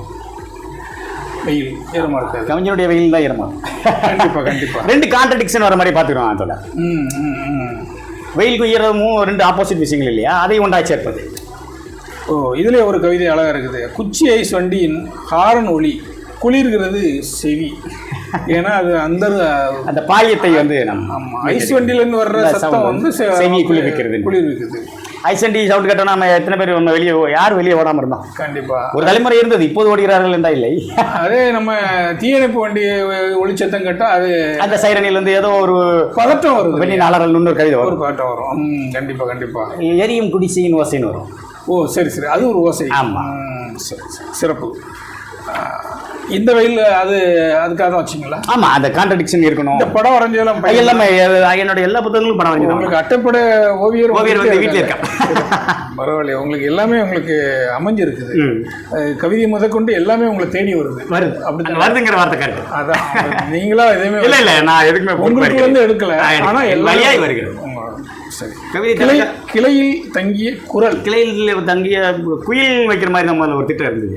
குயிலோட பாட்டு தெரிய குரல் ஓசை அங்கிருந்து தான் வருது. அப்படிங்கும்போது குயில்ங்கிறது வந்து ஃபார்மலாக இருக்குல்ல, கிளையில் பறவை வழக்கமாக வர்றதுதான். அதனால வந்து குரல் வச்சுட்டா அப்படி இருக்கும். ஒரு சின்ன சிந்தனை, ஒரு சின்ன மாற்று சிந்தனை தான் டக்குன்னு. ஆக்சுவலி இது முதல்ல வந்து ரெக்கமெண்ட் பண்ணது வந்து கிளையில் தங்கிய குயில் நான் வச்சுருந்தேன். அதுவே தனி மாற்றிக்கொண்டது. இதுக்கு குயில் வைக்காதடா, என்ன குரல் வையாது, நல்லா இருக்கும். ஓ சிறப்பாக இருக்கு. முத்தம். கிளையில் தங்கிய குரல், ஆனால் முத்தம் இது கன்னத்தில் தங்கிய முத்தம் போல. அதாவது துடைக்க மறந்து விட்டேன், கன்னத்திலே காய்ந்து போனது உன் உதடு. இது இதுக்கான சூழல் இல்லை, ஞாபகம் எனக்கு. அதான் சொன்னேன் ஏற்கனவே, நான் நற்ற கணங்களில் தான் வரும் அது. ஓ, நீங்கள் இல்லாத போது உங்களுக்கு ஞாபகப்படுத்தி சொல்ல முடியாதுல்ல. நானே ஆச்சரியமாக இருக்குது. நம்ம என்ன தோணுதுன்னா, ஒரு அபிராமிப்பட்டர் சொல்லுவார், அவர் தவத்தில் இருக்கும்போது அமாவாசை திதி எப்போ அப்படின்னு, பௌர்ணமி இன்னைக்கு அமாவாசை திதியா பௌர்ணமி திதியான்னு கேட்கப்போது நாளைக்கு பௌர்ணமி திதின்னு சொல்லிடுவாங்க, ஆனால் அது அமாவாசை திதி. மறுநாள் அங்கே வந்து பஞ்சாங்கம் எல்லாம் பார்த்தா அது வந்து அமாவாசை திதி தான். ஆனால் நீ தானே அமாவாசை திதின்னு சொன்னேன், உறுதியாக சொன்னேன், இன்றைக்கி பௌர்ணமி வந்தே ஆகணும், அமாவாசை பௌர்ணமி வந்தே ஆகணும் அப்படின்னு சொல்லி அறுதிட்டு சொல்லுவாப்புல. வந்தே ஆகணும் பார்த்துக்கோ, இல்லைன்னா தண்டனை கொடுத்துருவாங்க. தண்டனை கொடுத்து தயாராகிட்டாங்க, கல்லில் வச்சிடுறாங்க, பலகைகள் நிறுத்திருக்காங்க, கீழே நெருப்பு வச்சுருக்காங்க. அப்போது அபிராமப்பட்டர் பாடுறாரு பாட்டு, அம்பாளை நினச்சி, அபிராமியை நினச்சி பாடுறாரு. அப்போ தான் அந்த அம்பாள் வந்து தன்னோட காதனை எடுத்து அப்படி நிலாவாக வைக்கிறாங்க. இது ஒரு படிமம். ஆமாம், இது இப்போ நினைவுக்கு வருது. ஏன்னா நானாக இல்லாத போது எனக்குள்ள உண்மைதானே, அதை தான் நான் சொல்ல வருகிறேன். அப்போ இன்னொரு விஷயம் நல்லா ஞாபகப்படுத்துனீங்க, ஒவ்வொரு கவிஞனும் எவனோ ஒருவனுடைய தொடர்ச்சி தான் அது. கண்டிப்பாக, அதில் எந்த மாற்றமுமே இல்லை. நிச்சயமாக. பிரான்சிஸ் கிருபான தவறுகிற போது அந்த இடத்தை நிரப்புவதற்கு எவ்வளோ ஒரு கவிஞர் வந்திருக்கிறான். அவர் தன்னுடைய அந்த ரிலே ரேசிங் பார்த்துருப்பீங்களா, அங்கே அதில் அந்த குச்சியை இப்பொழுது அந்த குச்சி என் கையில் கொடுக்கப்பட்டிருக்கிறது. யார் கொடுத்தாரு எனக்கு தெரியாது. நான் யார்கிட்ட போய் யாரோ ஒரு நாள் கொடுக்கப்பட்டது என்பது வரைக்கும் எனக்கு தெளிவு. நான் என்னிடம் யார் கொடுத்தார் என்று எனக்கு தெரியாது. நான் யாரிடம் சென்று கொடுக்க போகிறேன் என்றும் எனக்கு தெரியாது. குச்சி கடத்தப்படுவதில் எந்த மாற்றமும் இல்லை. ஆமாம், அது என்ன சொல்லுவாங்க, தொடரோட்டம். தொடரோட்டம். சரி, இது தொடரோட்டம். இன்னொரு ஒரு ரொம்ப ஃபேமஸ் வரி உண்டு, எவரின் நிழல் நாம் அப்படின்ட்டு ஒரு வரி உண்டு. அதை வச்சு அப்படி மாற்றி எழுதும்போது வந்து முன்புறம் பின்புறம் பக்கவாட்டில் சில சமயம் இல்லாமலும் போய்விடுகிறது. அந்த அப்படி விழுகிற நிழலில் எந்த நிழலில் நிஜம் நான் ஒரு மாற்றி. சரி, அதுதான். சரி, அடுத்த புத்தகம் மணல் வரிகள். என்ன இது இயல்பா நடந்து வரும்போது அந்த அது நீரற்ற குளங்களை பார்க்கிற போது ஒரு ஸ்பான்டேனியஸ் ஓவர்ஃப்ளோ, அது எனக்கு ஒரு வரி மாதிரி தான் தெரியும். அந்த அலைகள் வீசி, அந்த அலைகள் ஓடிய பாதை இருக்கிறது அல்லவா, அது ஒரு வரி. அது வரின்னு அதே சொல்லலாம். உலர் நதியின் மணல் வரிகளில் நீர் நினைவு வந்து போன அந்த மணல் வரி வச்சுட்டு ஓடிய நீரை நீங்கள் சொல்லிவிடலாம். அடுத்து கருப்பு வெள்ளை கால்கள். இது அந்த பியானோ ஒரு ஒரு எனக்கு ரொம்ப பிடிச்ச படிமம். இந்த ரீசெண்டான இந்த இதில் உப்பு குதிரையில் கூட வந்திருக்குன்னு நினைக்கிறேன், இந்த தொகுப்பு சரியா ஞாபகம் இல்லை. அதில் யாருக்கும் கேட்காது என்று நினைத்து பியானோ வழியாக நடந்து போகிறது ஒரு செவிட்டு பூனையானது. ஓ, அதான் படமா அது? இது இப்போ வந்தது. இது பியானோ மேலே ஒரு கவர்ச்சி இருந்துச்சு. அப்போ எப்படி அந்த கருப்பு வெள்ளையை உள்ள கொண்டு வரலாம், கருப்பு வெள்ளை கட்டைகளை? பியானோ மூலம்னா பியானோ இசைப்பது இல்லையா, இல்லை கருப்பு வெள்ளை கட்டது? பியானோ மேலேயே ஒரு கருப்பு வெள்ளை கட்டைன்னு சொல்ல, அது என்னன்னு தெரியல. அது அதான் இசைக்கிறதுக்காக இருக்கலாம். இசையின் எழுத்து வடிவம் தான் கவிதை. அப்போ உங்களுக்கு இசை பிடிக்கும்? கண்டிப்பா. ஒரு கவிஞன்ட்ட வந்து இசை பிடிக்குமான்னு கேள்வியை தவிர இசை குறித்து கேட்காம விட்டுட்டேன். அதான் கவிதை குறித்து கூறிவிட்டேன். சிறப்பு சிறப்பு. அதனால அந்த பியானோ கட்டைகளின் மீது இருந்த ஒரு பெரும் காமம் தலைப்புக்கான காரணம். சப்தம் எழுப்பாது கடந்து போவதாக நினைத்துக் கொள்கிறது பியானோ கட்டைகளின் வழியாக நடந்து போகின்ற செவிட்டு. இப்பதான் சொன்னா இதுவா இருக்கா? பூனையின் பாதம் வந்து அப்படியே மெல்லிய பாதம், அது நமக்கு சத்தம் கேட்காதுன்னு நினைச்சு கட்டை வழியா போகுது. ஆனா அங்க இசை வந்துருக்கு. விஷயம் அது நடந்து போறதை விட இசை அதிகமா அதுக்கு கேட்காது இல்ல? அது கேட்காது, ஆனா நமக்கு கேட்கும். இது அதுக்கு தெரியாது. அது தெரியாது, யாரும் கேட்காது அப்படின்னு சொல்லிட்டு நடந்து போகுது. அதுக்கு கேட்காது, அது கேட்காதுங்கிறத உண்மை. ஆனா நமக்கு கேட்கணும், கண்டிப்பா கேட்கும். அடுத்து உப்பு குதிரை. இது ஒரு மிகப்பெரிய படிமம். எங்க இருந்து எடுத்தீங்க இது தலைப்பு? இது பியானோ சொன்ன மாதிரியே வந்து புறவி மேலே எனக்கு ஒரு பெருங்காதல் உண்டு. குதிரை மேலே. ஆமா, குதிரை, யானை, சில விஷயங்கள் இருக்கு. அது குதிரை ஏறி இருக்கீங்களா? இல்லை இல்லை இல்லை. அந்த சில குறிப்பிட்ட படிமங்கள் மறுபடியும் என்னுடைய கவிதைகளை பிரதிபலிப்பதை நீங்கள் பார்க்கலாம். அது ஜீசஸ் கிறிஸ்ட் வராது. இந்த பியானோ வரும், யானை, குதிரை. இது என்னன்னு தெரியல, ஒரு அது மேலே ஒரு பிரேமைன்னு வச்சுக்கலாம், ஒரு பெரும் பிரியம்னு வச்சுக்கலாம், காதல் வச்சுக்கலாம். அதில் ஒரு கவிதை பார்க்குறேன். மாமலை கால்களுக்குத்தான் அது பெரும் மலை, சிறகுகளுக்கெல்லாம் வெறும் இன்னொரு கிளை. நடந்து போகிறவனுக்கு தான் அது மலையாக இருக்கும், பறந்து போகிறவங்களுக்கு அது இன்னொரு கீழே தான். சிறப்பு, மகிழ்ச்சி, நல்லா இருக்கு. அடுத்து ஒன்று நீர்ப்பொருட்கள். இது அந்த இது எப்படின்னா அந்த இந்த அட்டைப்படம் இது ரொம்ப முக்கியமானது. இது புலி படம். ஆமாம், புலி தந்து புலி நீர் இருந்துகிற ஒரு காட்சி. அதில் இது கவிதை. அது நீங்களே வாசிங்களா. பெருந்தாகம் கொண்ட வேட்டை மிருகம்தான் அது, வென்றாலும் கடிக்க முடிந்ததில்லை இதுவரை அதுவால் எந்த ஒரு நதியையும். வருது, தாகத்தோட வருது. ஒரு கொடுமிருகம், அது ஒரு குரூரமான மிருகம் என்று சொன்னாலும் அதனுடைய பற்கள் தான் அதனுடைய அடையாளம். எத்தனை தாகத்தோட வந்தாலும் நீரை நீ கடித்து விட முடியாதுல்ல வாங்குறத பாயிண்ட். அதுல அந்த நீர்ப்பற்கள் வந்துச்சு. சரி, அப்புறம் நீர் என்பது கான்ட்ராடிக்டரி தான். நீருங்கிறது வந்து நீர்ம வடிவு உள்ளது, பல் என்பது திண்மம். அது ரெண்டையும் ஒன்று நினைச்சு. சரி, இறுதியாக இதுதான் நமக்கு 10வது புத்தகம். ஆமாம், இது புத்தகத்தோட பேரே 1331. திருவள்ளுவருக்கு போட்டியா எழுதப்பட்ட அப்படித்தான் எடுத்துக்கணும்னு நினைக்கிறேன். சரியா? அப்படி அல்ல, அது வள்ளுவன் போகக்கூடாது, கண்டிப்பா அடிச்சு விடுவார். இங்கே இவனுக்கு ஏதாவது நம்மால் செய்துவிட்டு போக வேண்டும் என்கிற ஒரு பேரெண்ணம் திடீரென்று ஒரு நாள் எழுந்தது. இந்த உதடு வட்டா குரல் தற்செயலாக பார்த்த பொழுது இந்த உதடு வட்டா குரல் கண்ணில் பட்டேன். 1331 உதடு வட்டா. இது வட்டாது. ஆனால் வள்ளுவன் 1331வது குரல் தான் இந்த புத்தகம். வா, அதுலேயும் உள்ள வச்சிருக்கீங்க. ஆழ்கடலின் ஆச்சரியங்களுக்கு சற்றும் குறைந்ததாக சற்றும் குறைந்ததாகாது ஆச்சரியங்களின் ஆழ்கடலான இத்திருக்குறளானது. அதுவும் உதடு விட்டாது. 1331 உதடு விட்டாது. இதில் எதுவுமே உதடு விட்டாது, எதுவுமே விட்டாது. அருமை. ஒரு லைஃப் டைம் அச்சீவ்மெண்ட்டாக நம்ம பார்த்த வேலை. அது ஒரு 7 மாத பேருழைப்பை கோரியது. வள்ளுவன் உடனே இருந்தால் அதனால் சாத்தியம். இதுக்கு எவ்வளோ நாள் ஆச்சு? 7 மாதம். 7 மாதம். ஓ, எத்தனை புத்தகங்கள் வெளியிட்டு? ஒரு 50-60 புத்தகங்கள் போயிருக்கின்றன. இது வெளியிட்டு எத்தனை நாட்கள்? வருடம் தாண்டி விட்டது. அது அப்படித்தானே செல்லும், இங்கே நிலையா தானே. கண்டிப்பாக திருக்குறளே இப்போ அதிகமாக வாங்கி வைக்க 2000 வருடங்கள் ஆகியிருக்கிறது. திருக்குறள் இன்னும் சென்றடையவில்லை. எனக்கு நான் நேற்றிலேயே புத்தகம் போய் சென்றடைய வேண்டும் என்று நான் என்பது எவ்வளோ பெரிய ஒரு பெரும் பிழை. இதை எழுத்தாளர்கள் உணர வேண்டும். போய் படிக்கவில்லையா, சென்றடையவில்லை என்று சொன்னால் திருக்குறளே இன்னும் சென்றடையவில்லையே.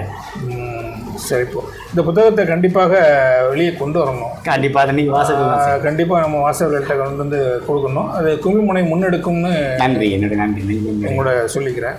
நிச்சயமாக அண்ணே, இப்போது அந்த தலைப்பு குறித்துலாம் சொன்னீங்க. அதெல்லாம் பார்த்தா எனக்கே இப்போ உடனடியாக ஒரு கவிதை வந்தால் நல்லாயிருக்கும் சொல்ல முடியும்னு நினைக்கிறேன். ஏன்னா நீங்கள் இவ்வளோ பண்ணியிருக்கிறீங்க. ஒவ்வொரு தலைப்புக்கும் ஒவ்வொரு கவிதை இருக்கு. ஐயோ, அதெல்லாம் மனம் வைக்கணும். உங்களுக்கு தானே வரும்னு சொல்லியிருக்கீங்க. ஆமாம், இப்போ வரணும். ஆமாம், நான் காத்து கேள்வியில் முரண் இருக்கு. தானே வரணுங்க, இப்போ வரணும் அப்படின்னா அது வலுக்கட்டே ஆகும். ஐயோ, சில வரிகள் சொல்கிறாரு. கவிதை இருக்கான்னு தெரியல, அது நீங்கள் தான் சொல்லணும்.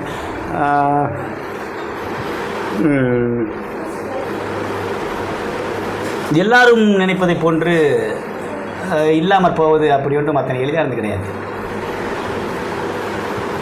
முதலில் இருக்க வேண்டும், அதற்கு இருந்தால் தான் இல்லாமல் போகும். இருப்பது கடினம் அல்லவா? இருப்பது கடினம். இருந்தால் தானே இல்லாமல் போக முடியும். ஏற்கனவே நீங்கள் இல்லாத தான் இருக்கிறீர்கள். பிறகு எப்படி இல்லாமல் போவது? அது அத்தனை கடினம் அல்லவா? ஏதோ வரிகள், வெறும் வரிகள் கவிதை என்று நீங்கள் தான் சொல்லணும். ஆனால் உங்களோட வகையிலிருந்து விலகவே இல்லை. நீங்கள் அதே பாதை, அதே பாணி, அதே தண்ணி அப்படியே போய்கிட்டு இருக்கு. அதுவே தான் வரும். அது என்னை எந்த இடத்திலும் ஏமாற்றுவது இல்லை. நான் திட்டமிட்டு உட்கார்றது கிடையாது. இல்லை, நம்ம ஒரு பேசும்போது ஒரு தவறணும். என்னன்னா, நம்ம தூத்துக்குடி கவிஞர் தேவதேவன் இருக்கார் இல்லையா? ஆமாம் ஆமாம். அவரோட படைப்புகள் வாசிக்கும் போதும் உங்களோட படைப்புகளும் அதில் ஒரு தேவதேவன் இருக்கு. நான் தேவதேவன் நல்லா ஞாபகப்படுறீங்க. அதில் இருக்கு. அந்த முதற்கல் எழுத வந்த காலகட்டங்களில் வந்து என்னை உனக்கு எழுத வருதுடான்னாரு என்னை. ஆமாம், எழுத வருதுடா அப்படின்னு சொல்லிட்டு என்னை வந்து முதல்ல சொன்ன பேராளுமை அவர் ஒரு ஆள் தான். முதல்ல இல்லை, கடைசியாக குருநாதரோட. பைபிள் நம்ம வாசிக்கனால வந்து இறைவனை வந்து தேவன் என்று சொல்லுவாங்க. அவர் தேவன், தேவதேவன். அவர் தேவனுக்கும் தேவன். ஒரு அருமையான மனிதர். அவர் ஒரு சிறு குழந்தை. நான் என்னுடைய புத்தகங்களை அவருக்கு அனுப்பி வைக்கிற போது எளிமையும் கூட. ஆமாம், எளிமை. ஆந்திய எளிமை தானே. எங்களோட இப்போ எளிமையை வேற யாரும் இன்னைக்கு இருக்கிற நிலம். என்னுடைய அந்த புத்தகங்களை அவருக்கு அனுப்பி வைக்கிற போது ஒரு சிறு குழந்தை போல 12ஆம் பக்கம் எடுத்துக்கடா, அது பாரு, அதில் இந்த வார்த்தை வரக்கூடாது, அது 32ஆம் பக்கம் வரான்ட்டு அவ்வளோ அருமையாக இருக்கும். எவ்வளோ பெரிய ஒரு மனிதர். நம்மை கூப்பிட்டு இதை சொல்ல வேண்டிய கட்டாயமே கிடையாது அல்லவா? நான் கவிதையோட பெரிய விஷயமாக நினைப்பது இந்த குணத்தை தான். அதுதான் பெருங்கவிதைகள் அவரிடம் சென்றடைகிறதோ என்னவோ. ஆமாம், அமுதம் மாத்திரமே வெளிப்பட்டதுன்னு சொல்லிட்டு ஒரு கவிதை தொகுப்பு வருது. அதில் மருந்தாகிற விஷச்செடிகள் கூட உண்டு. அதையே விஷம் என்று சொல்லுவானே, அதையும் அமுதன்றே சொல்லுவாங்க. மருந்து. இதுதான் தேவதேவன். அதைத்தான் சொல்லுவாங்க. இப்போ நீங்கள் சொன்னீங்களா, இதுவும் அதுவும் அது பேர் தான். அவரோட பள்ளத்தில் உள்ள வீடு, ஏஞ்சல், இதெல்லாம் வாசிக்கும் போது எனக்கு அப்படிதான் தோணும். உங்களோட புத்தகங்கள் வாசித்திருக்கிறேன். அந்த இதை வாசிக்கும் போது அப்படிதான் தோணுது. ஒரு பேராளுமை, ஒரு மனிதனை மிக்க ஒரு மனிதன். தொலைதூர கல்வி ஆசிரியர். அப்படியா? அப்படின்னு வச்சுக்கலாம். நம்ம இலக்கியத்தை பொறுத்தவரை இல்லையா? கண்டிப்பா. அப்போ இடையில இப்போ பெங்களூர் போயிட்டதுனால வந்து இந்த கடைசி புத்தகத்தை கொடுக்க முடியல. இல்லைன்னா என்னோட ஒவ்வொரு கவிதை வரும்போது நான் அவருக்கு ஒன்று அனுப்பிடுவேன். அது வந்து ஒரு சிறு குழந்தை போல அவருடைய விமர்சனங்களை முன் வைப்பார். எனக்கு ஒரு மாதிரி ஃபேஸ் பண்ண கஷ்டமாக இருக்கும். எவ்வளோ பெரிய மனுஷன் நம்மகிட்ட வந்து சொல்லணுங்கிற கட்டாயங்கள் இல்லை. ஒரு மகுடேஸ்வரன் என்ற கேட்கும்போது சொல்லுவாங்க, நல்ல கவிதை மகுடேஸ்வரன். ஆமாம், மகுடேஸ்வரன் எழுத்து அது வேறு வகையான வேறு மாதிரி. நல்ல கவிதை எப்படி எழுதுவதுன்னு கேட்கும்போது, நல்ல கவிதை எழுத என்ன வேண்டும்? நல்ல மனம்தான் வேண்டும் பாரு. அதுதான் கவிதையினுடைய கவிதையோ எந்த வகையான இலக்கிய படைப்போ அதனுடைய நோக்கம் என்ன? மனிதத்தை நோக்கி தானே. அதைத்தானே அது செய்கிறது. சொன்னீங்க. அதெல்லாம் பார்த்தா எனக்கே இப்போ உடனடியாக ஒரு கவிதை வந்தால் நல்லாயிருக்கும் சொல்ல முடியும்னு நினைக்கிறேன். ஏன்னா நீங்கள் இவ்வளோ பண்ணியிருக்கிறீங்க. ஒவ்வொரு தலைப்புக்கும் ஒவ்வொரு கவிதை இருக்கு. ஐயோ, அதெல்லாம் மனம் வைக்கணும். உங்களுக்கு தானே வரும்னு சொல்லியிருக்கீங்க. ஆமாம், இப்போ வரணும். ஆமாம், நான் காத்து கேள்வியில் முரண் இருக்கு. தானே வரணுங்க, இப்போ வரணும் அப்படின்னா அது வலுக்கட்டே ஆகும். ஐயோ, சில வரிகள் சொல்கிறாரு. கவிதை இருக்கான்னு தெரியல, அது நீங்கள் தான் சொல்லணும்.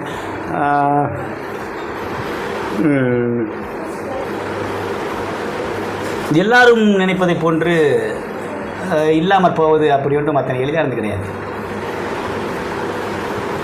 முதலில் இருக்க வேண்டும், அதற்கு இருந்தால் தான் இல்லாமல் போகும். இருப்பது கடினம் அல்லவா? இருப்பது கடினம். இருந்தால் தானே இல்லாமல் போக முடியும். ஏற்கனவே நீங்கள் இல்லாத தான் இருக்கிறீர்கள். பிறகு எப்படி இல்லாமல் போகுது? அது அத்தனை கடினம் அல்ல. ஏதோ வரிகள் வெறும் வரிகள் கவிதையாக என்று நீங்கள் தான் சொல்லணும். ஆனால் உங்களோட வகையிலிருந்து விலகவே இல்லை நீங்கள். அதே பாதை, அதே பாணி, அதே தனி அப்படியே போய்கிட்டு இருக்கு.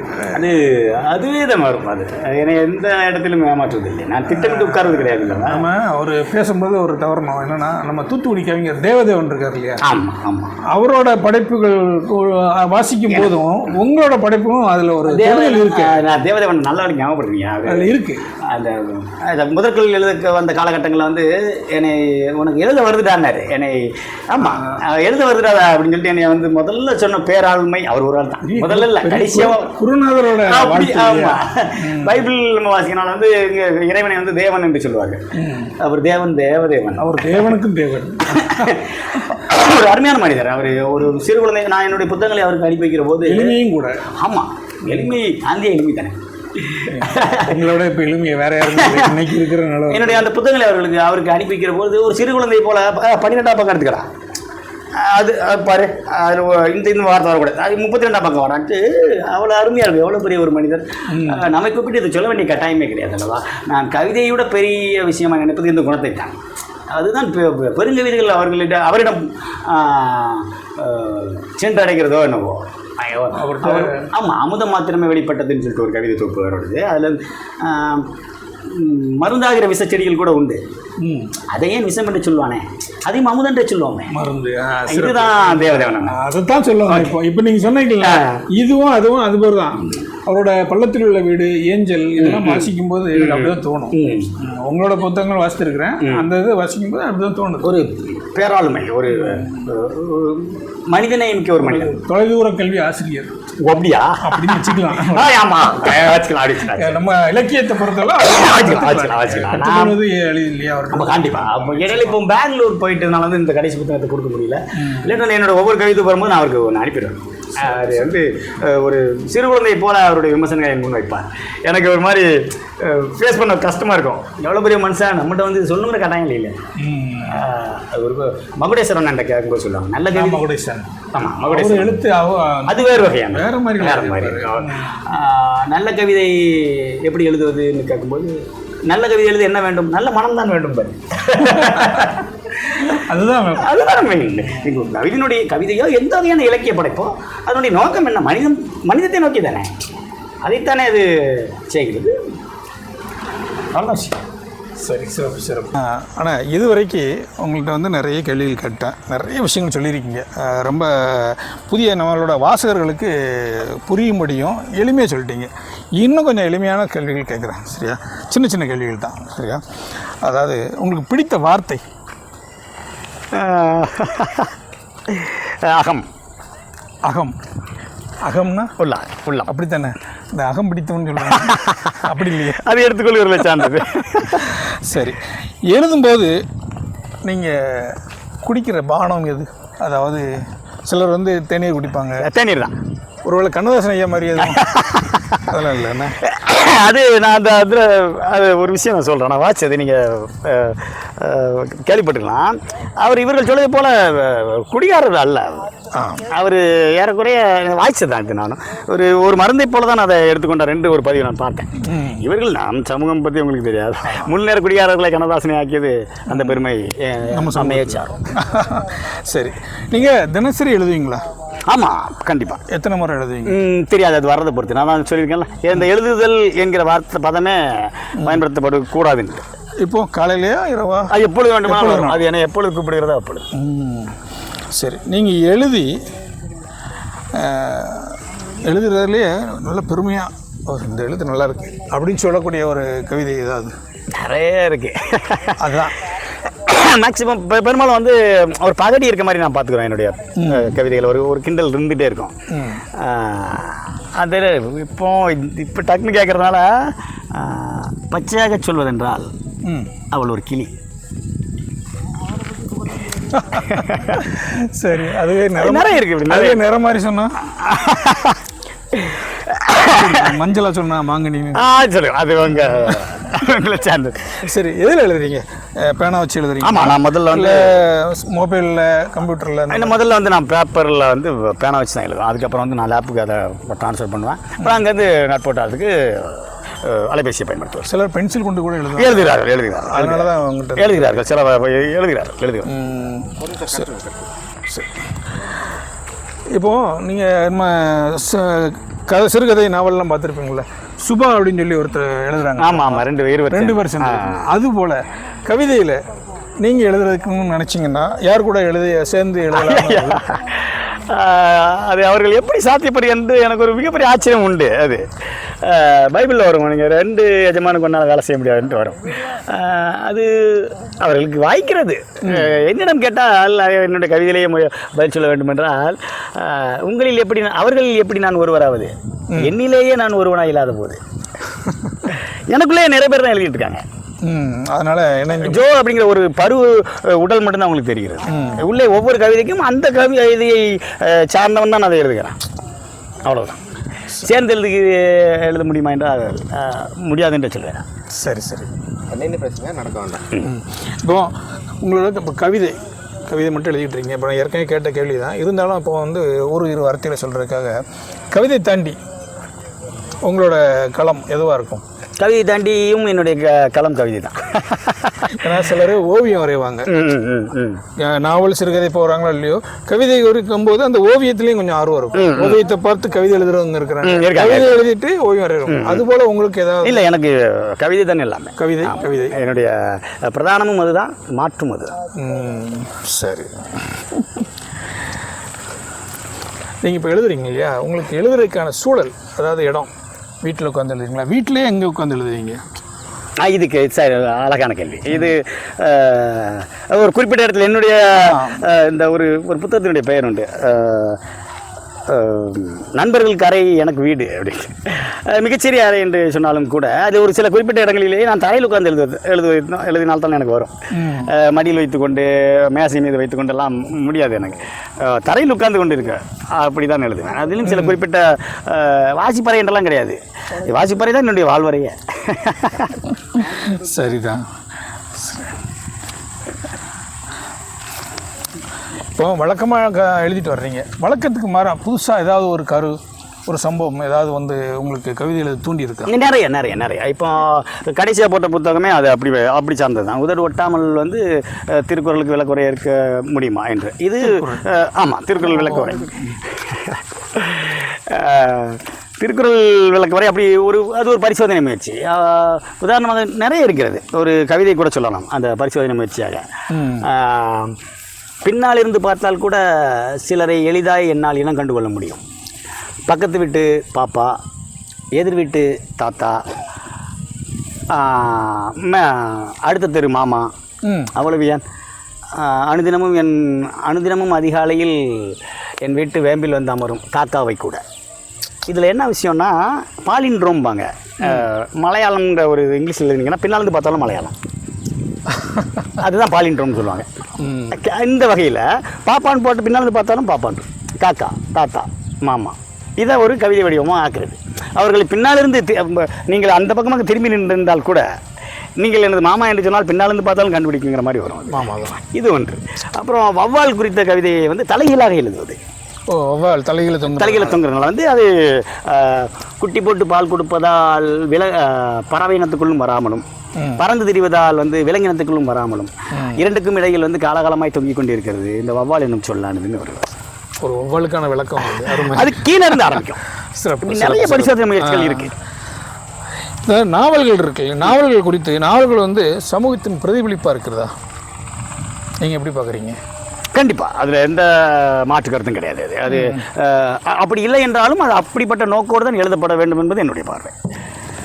சமூகத்தினுடைய பிரதிபலிப்பு தான். தன்னுடைய தனக்கு இருக்கிற அந்த அபிலாசைகள், தன்னுடைய ஏற்ற இறக்கங்கள், ஏமாற்றம் எல்லாத்தையும் அந்த படைப்பாளி இந்த சமூகத்தை முன்வைத்து களமாடுகிறான். சமூகத்தை பேசாதது எப்படி ஒரு படைப்பாகும் என்று எனக்கு தோன்றவில்லை. சமூக பார்வை இருக்கவே செய்கிறது. இல்லை என்றால் எதற்கு அவன் எழுத வருகிறான்? அவன் தன்னுடைய ஆயுதமாய் பயன்படுத்துவது தன்னுடைய கேள்விகளை, தன்னுடைய ஆதங்கங்களை, தன்னுடைய அறச்சீற்றத்தை அவன் முன்வைக்கத்தானே நாவலை கையில் எடுக்கிறான். அவன் இந்த சமூகத்தில் வாழ்கிறவன் தானே. அவனோட நிகழ்கிற அவலங்களை அவனால் பார்த்து கொண்டு சும்மா இருக்க முடியாது. அது ஒரு ஆயுதம். அது ஒரு ஆயுதமாகவே பயன்படும். சரி, இப்போ வந்து உங்களுக்கு எழுதுறீங்கள, எழுதுறது வந்து உங்களுக்கு சலிப்பாயிடுச்சுன்னு வச்சுக்கோங்க, என்ன அப்படின்னு சொல்லி ஒரு சலிப்பு, அப்போ என்ன பண்ணீங்க? அப்பவும் எழுதுவேன். சலிப்புக்கும் மருந்து எழுதுதான். சரி சரி. உங்களோட வெற்றியின் ரகசியம்? இது வெற்றியே கிடையாது, இது ஒரு பயணம். இது வரைக்கும் வெற்றி, நான் வெற்றியாக தான் நான் நினைக்கிறேன். அது உங்களுடைய பார்வை. இது வெற்றி தோல்வி என்கிற அந்த இருமைக்குள்ளே நான் போகவே இல்லை. இது ஒரு என்னுடைய அனுபவம், அவ்வளவுதான். ஒரு குறிப்பிட்ட இலக்கு அடைஞ்சது. இலக்கு என்றே ஒன்று கிடையாது. இது இலக்கற்ற பயணம் பாரு ராமகிருஷ்ணன். இது ஒரு இலக்கற்ற பயணம் தான். மீன்ஸ் இஸ் த எண்ட் பாரு ஜெய கிருஷ்ணமூர்த்தி. வழிகளே உங்களுடைய இலக்கு. சரி சரி. இங்கே சென்று சேர்வதற்கு எதுவுமே இல்லை. நீங்கள் முன்னால் ஓடிக்கொண்டிராத முயல் குட்டியை நீங்கள் விரட்டி கொண்டிருக்கிறீர்கள். சரி, இப்போ எல்லா ஆளுமைகள்கிட்டும் கேட்கப்பட வேண்டிய கேள்விகளில் ஒன்று, சினிமாவும் இலக்கியமும் குறித்து. நிறைய இயக்குநர்கள் வராங்க. இப்போ வெற்றிமாறன் வராரு, வெக்கை அசுரனா பரிணமிக்கு. நீங்கள் அசுரன் அந்த பாய்ச்சல் வந்து ஏன்ட்ட கேட்டிங்கன்னா, என்னோட பார்வை, இது என்னுடைய உங்கள் பார்வை. அசுரனுடைய தாக்கம் வெக்கை நாவலில் கிடையாது. ஆமாம், நீங்கள் நாவலாக இது வாசிக்கிற போது இது அது அதுக்கான அதற்கே உரிய காரணங்கள் இருக்கிறது. அது வேறு வகையான ஒரு ஒரு ஒரு களம். அது எழுத்து வகைக்குள் வருகிறது. இது காட்சி ஊடகம். அது எழுத்து ஊடகம் என்னும் பொழுது இது எப்போதுமே வீரியமாகத்தான் இருக்கும். என்றாலும் என்னுடைய தனிப்பட்ட அபிப்பிராயத்தின்படி வெக்கையை இன்னொரு படி மேலே கொண்டு போய் சென்றிருக்கார் என்று நான் வெற்றிமாறன் சொல்லுவேன். அவர்கள் வர வேண்டும். நாவல்கள் சினிமாக்களாய் பரிணமித்தால் இன்னும் கொஞ்சம் அதிகமாக போய் சேரும் தானே. கண்டிப்பாக கண்டிப்பாக. இப்போ உங்களோட இப்போ இலக்கியத்தில் உங்களுக்கு முன்னோடியாக இருக்கிறது யார்? நீங்கள் யாரை நினச்சிருக்கீங்க, இல்லை யாரை அது தொடர்ந்து எண்ணிக்கிட்டு எழுதுறீங்களா? அப்படி சொல்லிட முடியாது. இதுவரை வாசித்த எல்லோருமே என்னுடைய முன்னோடிகள் தான் எடுத்துக்கிறேன் நான். குறிப்பிட்டு சொல்ல முடியாது. அது ஒவ்வொருவரும் அவர்களுக்கே உரித்தான தங்களுடைய தனித்தன்மைகளில் வந்து என்னை பாதித்தவர்கள் அவர்கள். அவர்களுடைய எல்லோருக்குமே வந்து நான் நன்றி கடன் பட்டுக்கிறேன். இவர் தான் முன்னோடி, அவர் தான் முன்னோடி என்பது அது யாருமே அப்படி பர்டிகுலராக ஒரு ஆளை சொல்லிட முடியாது. ஆனால் நிறைய படைப்பாளிகள் சொல்லுகிறார்கள். அது எனக்கு விளங்கலாது. அதாவது அப்போ நம்ம பரந்துபட்ட ஒரு பார்வையில் வந்து நம்ம எல்லா துறைகளையும் பற்றி நம்ம எழுதுகிற போது, இப்போ ஆய்வு நோக்கோடு ஒரு கவிதை வந்து முன்மொழியப்படுகிறது என்று சொன்னால், நீங்கள் பரமசிவன் விட்டுட்டு நீங்கள் எப்படி எழுத முடியும் அவரை வாசிக்காமல்? அப்போ அந்த கவிதைக்கு அவர் முன்னோடி. இதிகாச புராணங்களை பற்றி நீங்கள் எழுதுகிற போதுன்னா நான் ஜெயமோகன் சொல்லலாம். நீங்கள் எளிமையான நாளே வரியில் சொல்லுதுன்னா நான் ஹமீதன் சொல்லுவேன். இப்படி இது டிஃபர்ஸ். அது ஒவ்வொரு கவிதைக்கும் யாரோ ஒரு ஆள் முன்னோடி, அவ்வளோதான். இப்போ குறிப்பிட்டு சொல்கிற அளவுக்கு வந்து இல்லை. நீங்கள் இப்போ எழுதுறீங்களா எழுத்துக்கள் குறிப்பிட்ட வாசகர்களை மனசில் நினச்சி எழுதுறீங்களா, இல்லை பொது தளத்தில் சரி நம்ம எழுதுகிற எழுத்து அப்படி இப்போ யாருக்குனாலும் போய் பாதிக்கட்டும், இல்லை யாரையாவது ஒருத்தட்ட போய் சென்று அடையட்டும் அப்படின்னு நினச்சி எழுதுறீங்க? முதல்ல வந்து அதான் நான் அப்போது சொன்ன மாதிரி தான். அது ஒரு குறிப்பிட்ட நோக்கு அப்படிங்கிற ஒரு இது உள்ளே வந்துட்டாலே நீங்கள் எழுதுவது தங்களுடைய சாரத்தை இழந்து போயிருதுன்னு சொன்னால அது இங்கே தான். ஆனால் நான் என்னுடைய கவிதைக்கு வந்து ஒரு படு மோசமான விமர்சனம் நான் தான். என்னை மீறி தான் அது வர முடியும். எனக்கு நான் ஒரு கவிதை தொகுப்பை வந்து உங்களுடைய கவிதை தொகுப்பை நான் வாங்குகிறேன் என்று சொன்னால் அதில் என்னென்ன கூறுகள் எல்லாம் நான் எதிர்பார்க்கிறேனோ அதே தான் என் புத்தகத்தை வாங்குகிறவர்களும் அப்படி ஒரு எதிர்பார்ப்பு தானே வருவார்கள். கண்டிப்பாக அதே தான் நான் எனக்கு எது எல்லாம் கவிதையாக தோன்றுகிறதோ அதே வந்து நான் என்னுடைய வாசகனுக்கு நான் கடத்துகிறேன். அது அவர்களுக்கு இப்போ கவிதையற்றதாக கூட தோணலாம். அது அவ்வளோதான். சரி, இப்போ நிறைய விஷயம் பேசியிருக்கோம். அடுத்து ஒரு முக்கியமான ஒரு விஷயத்துக்கு வர்றோம். அதாவது இப்போ பெண்ணியம் குறித்து பெண் எழுத்தாளர்கள் நிறைய வந்துட்டாங்க. இலக்கியத்தில் நிறைய எழுத்துக்கள் வந்துருச்சு. இப்போ பெண்ணியம் குறித்து எழுதுகிறாங்க. பெண்ணியம் குறித்து உங்கள் பார்வை என்ன? நீங்கள் நம்மளை மாட்டி விடாமல் போக மாட்டீங்க. பெண்கள் மிகப்பெரிய ஒரு பேராளுமைகள் அவங்களாம். அதில் வந்து ரொம்ப சொற்பமான எண்ணிக்கையில் அவங்க இருக்கிறது தான் நான் பார்க்குறேன். ஒரு நம் சூழல் நம்ம சூழல் எடுத்துக்கிட்டோம்னா ஒரு ஆணாதிக்க சமுதாயம் தன்னுடைய குடும்பர்களையும் கூறுகீர்களையும் காட்டிக்கொண்டிருக்கிற இந்த காலகட்டத்தில் வந்து இந்த சொற்பமே நான் வந்து ஒரு பெரிய விஷயமாக தான் நான் பார்க்கேன். அவர்களுக்கு இருக்கிற தடைகள் அவ்வாறு காலகாலமாக தோன்றிய நாளிலிருந்து ஒரு பெண்ணுக்கு இருக்கிற சவால்கள் எதுவுமே ஆணுக்கு கிடையாது. அவனுக்கான சுதந்திரம் கொடுக்கப்படுகிறது, அவன் அங்கீகரிக்கப்படுகிறான் எனும் பொழுது இதை எல்லாமே உடைத்து கொண்டு ஒரு பெண் தன்னுடைய படைப்பை வெளியே வைக்கிற பொழுது அதை அங்கீகரிக்க வேண்டிய இடத்துலையும் ஆண் இருக்கிறான். எப்படி அந்த பொண்ணு வெளியே வரும்? இந்த சிக்கல்களையும் வெற்றி பெற ஆட்கள் பெருந்தேவைக்கா இருக்குது, வெண்ணிலக்கா இருக்குது, இளம்பரை இருக்காங்க, தாமரைக்கா. இதெல்லாம் it's not an easy thing to do. அதுதான் நான் அப்படி தான் பார்க்கேன். அவர்கள் இன்னும் நான் மிக சிறந்த படைப்புகளை அவர்கள் வந்து வெளியிடுவாங்க கண்டிப்பாக. இப்போ ஒரு 80களில் நீங்கள் பார்த்தீங்கன்னா இந்த அளவுக்கு பெண் எழுத்தாளர்கள் இல்லை. இப்போ அதனுடைய எண்ணிக்கை கூடியிருக்கு. அப்போ இன்னும் இட் டேக்ஸ் டைம். அது அப்படி தான் இருக்கும். நீங்கள் ஒரு நூற்றாண்டின் கரையை நீங்கள் ஒரே செலவில் துவைத்து விட வேண்டும் என்று எப்படி எண்ணுகிறீர்கள்? அவள் மெதுவாகத்தான் வருவாள், வீறு கொண்டு வருவாள். இன்னைக்கு நிறைய பெண் எழுத்தாளர்கள் வந்திருக்காங்கன்னு பார்வையில் தெரியுது. நிறைய இந்த வெகுஜன பத்திரிகையில் பார்த்தீங்கன்னா நிறைய எழுத்தாளர்கள் எழுதிட்டு வர்றாங்க. அதெல்லாம் புதிய புதிய எழுத்தாளர்களாக இருக்காங்க. அவங்க கவிதை மட்டும் இல்லாமல் கட்டுரை எழுதுறாங்க, சிறுகதை எழுதுறாங்க, நிறைய எழுதுறாங்க. வார இதழ், மாத இதழ்கள்லாம் பார்த்தீங்கன்னா பெண் எழுத்தாளர்கள் நிறைய வந்துட்டு இருக்கிறாங்க. அந்த புதிய எழுத்தாளர்களை பற்றி அவங்களோட கதைகள், அந்த அவங்களோட படைப்புகள்லாம் வாசித்திருப்பீங்களா? அப்போ உங்களுக்கு இந்த ஆண் எழுத்தாளர்களோட பெண் எழுத்தாளர்கள் குறித்து உங்களோட பார்வை பெற்றிருக்கு. இந்த புதிதாக வருகிறவர்களாக இருக்கட்டும், ஏற்கனவே எழுதினவர்களாக இருக்கட்டும், அது பிரச்சனை இல்லை. நிறைய பேர் எழுதுகிறாங்க, ஆனால் கொஞ்சம் பேர் தான் எழுதுகிறாங்க. அதுதான் எழுத்தா தெரியுதே தவிர அவர்களுக்கு ஒரு தீவிர வாசிப்புக்கான களம் அவர்களுக்கு, நான் அதை அப்படி தான் பார்க்குறேன். ஒரு இப்போ என்னவே எடுத்துக்கிறோம். இப்போ எனக்கு வாசிப்பதற்கு கொடுக்கப்பட்ட அந்த சுதந்திரம் என்னுடைய மனைவி கொடுத்தது. நீங்கள் வாசிங்க, அது உன் ஃபீல்டு, நீ பார்த்துக்கோயா, நான் பார்த்துக்கிறேன். இந்த வெளியை ஒரு பெண்ணால் ஒரு ஆணுக்கு கொடுக்க முடியுமே தவிர ஒரு ஆணால் ஒரு பெண்ணுக்கு நிச்சயமாக கொடுத்து விடவே முடியாது. அது அவளுடைய வாசிப்பு அந்த பெருக்கத்தை பாதிக்கிறது. என்னும் பொழுது அவள் தனக்கு தெரியும் தான் இதுவரை வாசித்ததை வைத்துக்கொண்டு தன்னால் என்ன இயன்ற அளவுக்கு என்ன செய்ய முடியுமோ அதை தன் பொது வழியில் செய்கிறாள். அது பிள்ளையாக இருக்கட்டும், அந்த பிள்ளைகள் எல்லாம் மன்னிக்கப்படும். ஒரு பெண் எழுத வருவதே இங்கே ஒரு பெரிய அரிய சாதனையாக பார்க்கப்படுகிற பொழுது அவள் வந்துட்டாயா, ஓகே, அதுவே எனக்கு போதும். அது எப்படி வேணாலும் இருக்கட்டும். எந்த கவிஞனுக்கு நீங்கள் அவார்டு கொடுத்தாலும் ஏன் தோளில் போடுற மாதிரியே நான் நினச்சிக்குவேன். ஒரு அங்கீகாரம் மறுக்கப்பட்ட ஒரு பெருஞ்சமூகத்தில் வரட்டுமே, தப்பாக தான் எழுதிட்டுமே, அது ஒன்றும் தப்பில்லை, வரட்டுமா, அவளை வரட்டும். இப்போது நீங்கள் உங்கள் மனைவி சொன்னீங்க, அப்போ தான் எங்களுக்கு இன்னொரு கேள்வி தோணுது. நீங்கள் எழுதுறீங்க, உங்களுக்கு உங்கள் வீட்டில் இருந்து உங்களுக்கான உதவிகள், அதாவது உதவிகள்னா என்ன சொல்கிறது, உங்களுக்கான என்னென்ன வசதிகள், அதாவது இடைஞ்சல்கள் இல்லாமல் உங்களுக்கு உறுதுணையாக வீட்டில் உள்ளவங்களாம் எப்படி கண்டிப்பாக. அதில் இப்போ பேரே ஜோ தானே, அது என் ஒய்ஃபோட பேர் தான். அது ஜோதிலட்சுமியோட பேர். அவங்க பேர் ஜோதிலட்சுமி. உங்கள் பேர் முழுமையாக? என் பேர் முத்து. அது நீங்கள் அது ஜோதிலட்சுமியில் தான், அதில் ஒரு எழுத்து தான் ஜோ. அப்போ மீதி எழுத்துக்கள் எவ்வளோ பவர்ஃபுல்லாக இருக்குன்னு அவங்களோட பேரில் முன்னெழுத்து எடுத்து வச்சுக்கிட்டு நாங்கள் எங்களோட சொல்லி படம் போட்டுக்கிட்டு ஒரு ஆணை முன்னால் கொண்டு வருவதற்கு ஒரு புனைப்பெயரை வைப்பதற்கு கூட ஒரு பெண் தேவைப்படுகிற சமூகம். இப்போ இப்படி பார்த்தா அவங்கள நீங்கள் எழுத விடாமல் அவங்களோட பேரை மட்டும் எடுத்துக்கிட்டு நீங்கள் எழுதிக்கிட்டீங்க அப்படி தோணலாமா? இல்லை அவங்களும் எழுதணும்னு விரும்புகிறேன். இல்லை, கண்டிப்பாக நான் அனுமதிப்பேன். அதில் எந்த மாற்றமும் இல்லை. அவங்களுக்கும் அந்த விருப்பம் இதில் இருந்தது என்று சொன்னால் நான் I should give equal chance to her. அதில் எந்த மாற்றமும் இல்லை.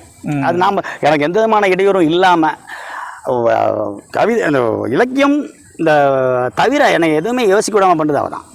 சரி, குடும்ப சிக்கல்கள் பற்றி எனக்கு எந்த இதுவுமே என்னுடைய செவியலுக்கு கொண்டு வந்து சேர்க்கவே மாட்டாள். அவள் இல்லாதங்க நான் இல்லை, அதான் சொல்கிறேன். இப்போ அவங்க உங்களுக்கு சுதந்திரம் கொடுத்துருக்காங்க. கண்டிப்பாக மாறத்தானே செய்யும். மாறத்தானே செய்யும். உண்மையில் அசுரன் குறித்து சொன்னீங்க. இப்போது இன்னைக்கு இப்போ உள்ள காலகட்டத்தில் இப்போ கடைசியாக நீங்கள் பார்த்த திரைப்படம்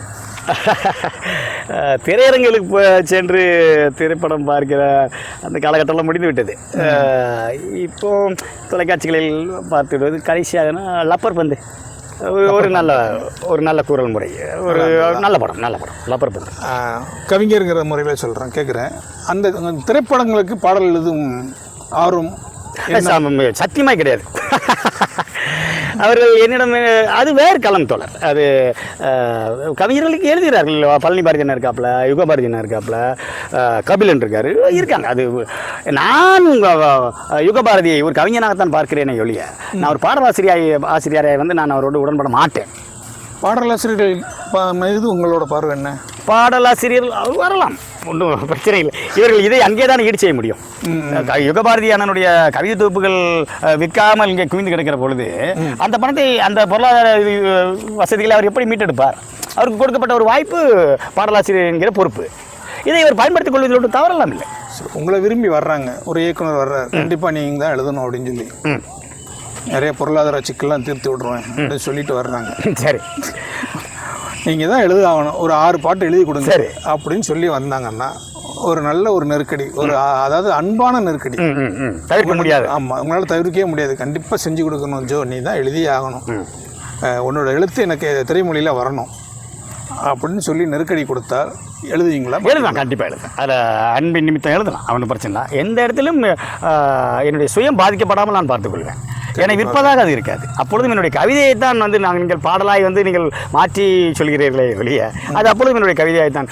எனக்கு என்னுடைய கவிதைக்கு இடையூறாய் அந்த பாடல் வரிகள் இல்லாதவாறு நான் பார்த்துக்கொள்வேன். அப்போ விரைவில் உங்களோட திரைமொழியில் உங்களோட கவிதை அதுக்கு நிறைய பேர் இருக்காங்க, நல்லா எதிர்பார்க்கலாம். நிறைய பேர் இருக்காங்க, அது தவறுன்றலாம் நான் சொல்ல மாட்டேன். வருவாங்க, வந்தாங்கன்னா நீங்கள் கண்டிப்பாக எழுதலாம், அது தவறலாம். அப்போ அந்த எண்ணம் இருக்குது கண்டிப்பாக. அப்பா எழுதலாம், அதுவும் ஒரு இலக்கிய வகைமை தானே. ரொம்ப சந்தோஷம். திரைப்பாடல்களை கேட்டு வளர்ந்த சமூகம் தானே நான். நம்மால் தானே சிம்பனிக்கு போயிருக்காப்புல, அதில் எவ்வளோ பெருமைப்படக்கூடிய ஒரு விஷயம், மிக மகிழ்வாக இருக்கிறது. இளையராஜாவை தவிர்த்து விட்டு நீங்கள் எப்படி தமிழ் சமூகத்தை வரையறுப்பீர்கள்? ஏனில் அது தவறுன்றலாம் நான் சொல்லவில்லை. இசை என்பது இன்னொரு கலை வடிவம் என்று சொன்னால் பாடலாசிரியர்கள் இல்லாமல் எப்படி இசை மக்கள்? இன்னைக்கு திரைப்பட பாடல்கள் உள்ள கவிதைகள் குறித்து என்ன சொல்லி நினைக்கிறீங்க?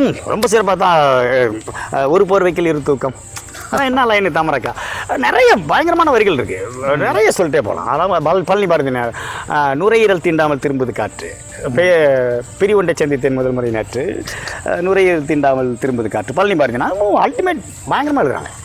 அதில் நிறைய கவிதைகள் இருக்குது. வைரமுத்தன்னா சும்மா சவனுங்க, நான் அவரை பாடலாசிரியராகவே நான் அங்கீகரித்திருக்கிறேன். பாடலாசிரியர் கவிஞனாய் அங்கீகரித்திருக்கிறாயா என்று கேட்டால் நான் பதில் சொல்ல மாட்டேன்.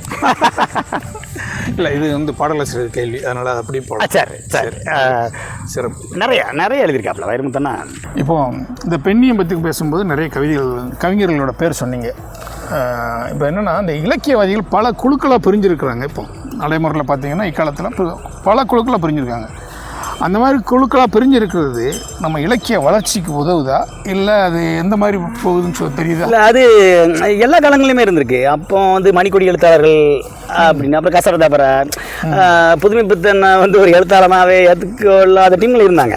டி ஜானகிராமன், அவங்க கூப்பா ராஜகோபாலன், அவங்க ஒரு டீம் இருந்தாங்க. அப்படி அது எல்லா காலகட்டங்களும் இருக்க தான் செய்யும். இங்கே இலக்கிய வளர்ச்சி சிக்கல் என்னென்னா, அவர்கள் புதுமை புத்தனை நாம் எதிர்க்க வேண்டும் என்கிற நோக்கோடு அவர்கள் எதிர்க்கவில்லை. அவர் எதிரணியில் இருந்தாலும் கூட அவங்க அந்த மரியாதை இருந்தது, அந்த ஒரு நாகரிகமான ஒரு இது இருந்தது. இவருடைய வெளிப்பாட்டு முறை வேறு, அவருடைய கூறல் முறை வேறு என்று சொன்னாலுமே ஒரு சக கலைஞனை மதிக்கக்கூடிய அந்த பக்கம் அப்போ இருந்தது. இப்போ குழுக்களாக நீங்கள் பிரிந்து கொள்ளுங்கள், அது ஒன்றும் பிரச்சனை இல்லை. சித்தாந்த ரீதியாக நீங்கள் பெரியாரிஸ்ட் இருக்காங்க, கம்யூனிஸ்ட் இருக்காங்க, அம்பேத்கரிஸ்ட் இருக்காங்க, இட் ஹேப்பன்ஸ், அது ஒன்றும் பிரச்சனை இல்லை. நீங்கள் எத்தனை தூரம் நீங்கள் ஒத்து பயணிக்கிறீர்கள் என்பதுதான் முக்கியம். நீங்கள் அந்த பாதையில் வாங்க, சென்று சேர்கிற இடம் நதிகள் பல என்றாலும் கடல் உண்டு தானே என்கிற போது இவர்கள் ஒவ்வொரு நதியை குறை சொல்லிக்கொண்டே கடலை சென்றடையக்கூடிய காலத்தை தள்ளி தள்ளி போட்டுக்கொண்டே வருகிறார்கள் தான் என்னுடைய பார்வையாக இருக்கிறது. இவர்கள் ஒன்றிணைய முடியாது தான். சித்தாந்த ரீதியாக கருத்து ரீதியாக ஒன்றிணைய மனமில்லை, ஒன்றிணைந்தால் நன்றாய்த்தான் இருக்கும். இது இன்னும் கொஞ்சம் தன்னுடைய ஒரு ஆரோக்கியமான போட்டி என்றால் சரி. வெறுமன ஒரு தனிமனித காழ்ப்புணர்வாக வேடைகளிலே மொழிவது, ஒரு குறிப்பிட்ட எழுத்தாளனை விமர்சனங்கள் என்பது வேறு, வன்மம் என்பது வேறு. கண்டிப்பாக வன்மம் தவிர்த்து ஆரோக்கியமான விமர்சனங்களை எழுத்தாளர்கள் எல்லோரையும் சொல்லவில்லை, ஆரோக்கியமான விமர்சனங்களை அவர்கள் ஏற்றுக்கொள்ள முதலில் தயாராக இல்லை. அவர்களை நான் எழுத்தாளர்களாக எடுத்துக்கொள்ள மாட்டேன். நீங்கள் என்னுடைய தவறை சுட்டி காட்டுகிற பொழுது நான் அதை திருத்திக் கொள்ள மனமில்லை என்று சொன்னால் நல்ல படைப்புகள் எப்படி வரும்? இங்கே நான் என்கிற அந்த தன்மை தான் முன்னிலையில் நிற்கிறதே தவிர படைப்பு எல்லாரும் ட்ரை டு டிஸ்பிளே themselves, தன்னை காட்டிக்கிறது, அதை தான் எல்லாம் செய்கிறாங்க தவிர அந்த கவனத்தை தமிழ் படைப்பை காமிச்சிருந்தாங்கன்னா நல்லா இருந்திருக்கும். ஆனால் பிரிவினைங்கும் போது பார்த்தீங்கன்னா ஒவ்வொரு இலக்கியங்கள் இப்போ பெண்ணிய இலக்கியங்கள் எப்படி வருது, தலித் இலக்கியம்னு சொல்லி ஒரு இலக்கியம், அது ஒரு தனிப்பட்ட பார்வையில் பார்க்குறாங்க. அதை ஏன் அவ்வளோ தூரம் பிரித்து பார்க்கணும்? அது ஒரு கேள்வி வருது. கரெக்ட். அது குறித்து நீங்கள் என்ன? நான் வசுமித்ரன் நான் சொல்கிறேன். இப்போ அந்த புத்தகம் படிச்சிருக்கனால வசுமித்ரன் எழுதிட்டே இருக்க வேண்டியிருக்கு. எல்லா கேள்விக்குமான விடைகள் அந்த ஏகா புக்கில் இருக்குது. அது உண்மையிலேயே ஒரு தாழ்த்தப்பட்ட இனத்திற்காக கொண்டு வரப்பட்ட இலக்கியம் தான். அது ஆரம்ப காலகட்டங்கள் அப்படி தான் இருந்தது. அதையே இவர்கள் ஒரு சலுகையாக வைத்துக்கொண்டு, இப்பொழுது நான் ஒரு தாழ்த்தப்பட்ட என்று வைத்துக் கொள்ளுங்களேன், என்னுடைய ஜாதி அடையாளத்தை நான் ஒரு சலுகையாக பயன்படுத்தி கொண்டு என்னை விட உயர்ந்த சாதிக்காரன் ஒருவன் என்னை விமர்சனம் செய்கிற போது இயல்பாகவே நான் தாழ்த்தப்பட்ட ஜாதியை சேர்ந்தவன் என்பதற்காகவே என் மீது இந்த அமாண்டமான குற்றச்சாட்டை வைக்கிறான் என்னும் பொழுது இயல்பாகவே நம் தமிழ் சமூகம் உணர்வு வயப்பட்டது, உணர்ச்சி வயப்பட்டது. அதுதான் அங்கே சிக்கல். உடனே இவர்கள் எப்படி என்ன கொதித்தெழுகிறார்கள் எதற்கென்றே தெரியாது. நீங்கள் ஒரு பொதுக்கூட்டத்தில் போய் கேளுங்கள் எதற்கென்று பொதுக்கூட்டம் என்று. அதில் இருக்கிற 100 பேரில் 80-90 பேருக்கு தெரியாது. இதுதான் இங்கே சிக்கல். உனக்கு ஒரு அங்கீகாரம் கொடுக்கப்படுகிறது என்று சொன்னால் அதை ஆரோக்கியமான வழியில் பயன்படுத்துதான். என்னிடமே கேட்டால் தலித் இலக்கியம், பெண்ணியம் அதுவே கிடையாது. பின்தொடரும் இளவின் குரல் ரொம்ப ஜெயமோகனோடது கம்யூனிஸ்டுகளை சாடி இருக்கும். அது வேறு வகைப்பட்டது.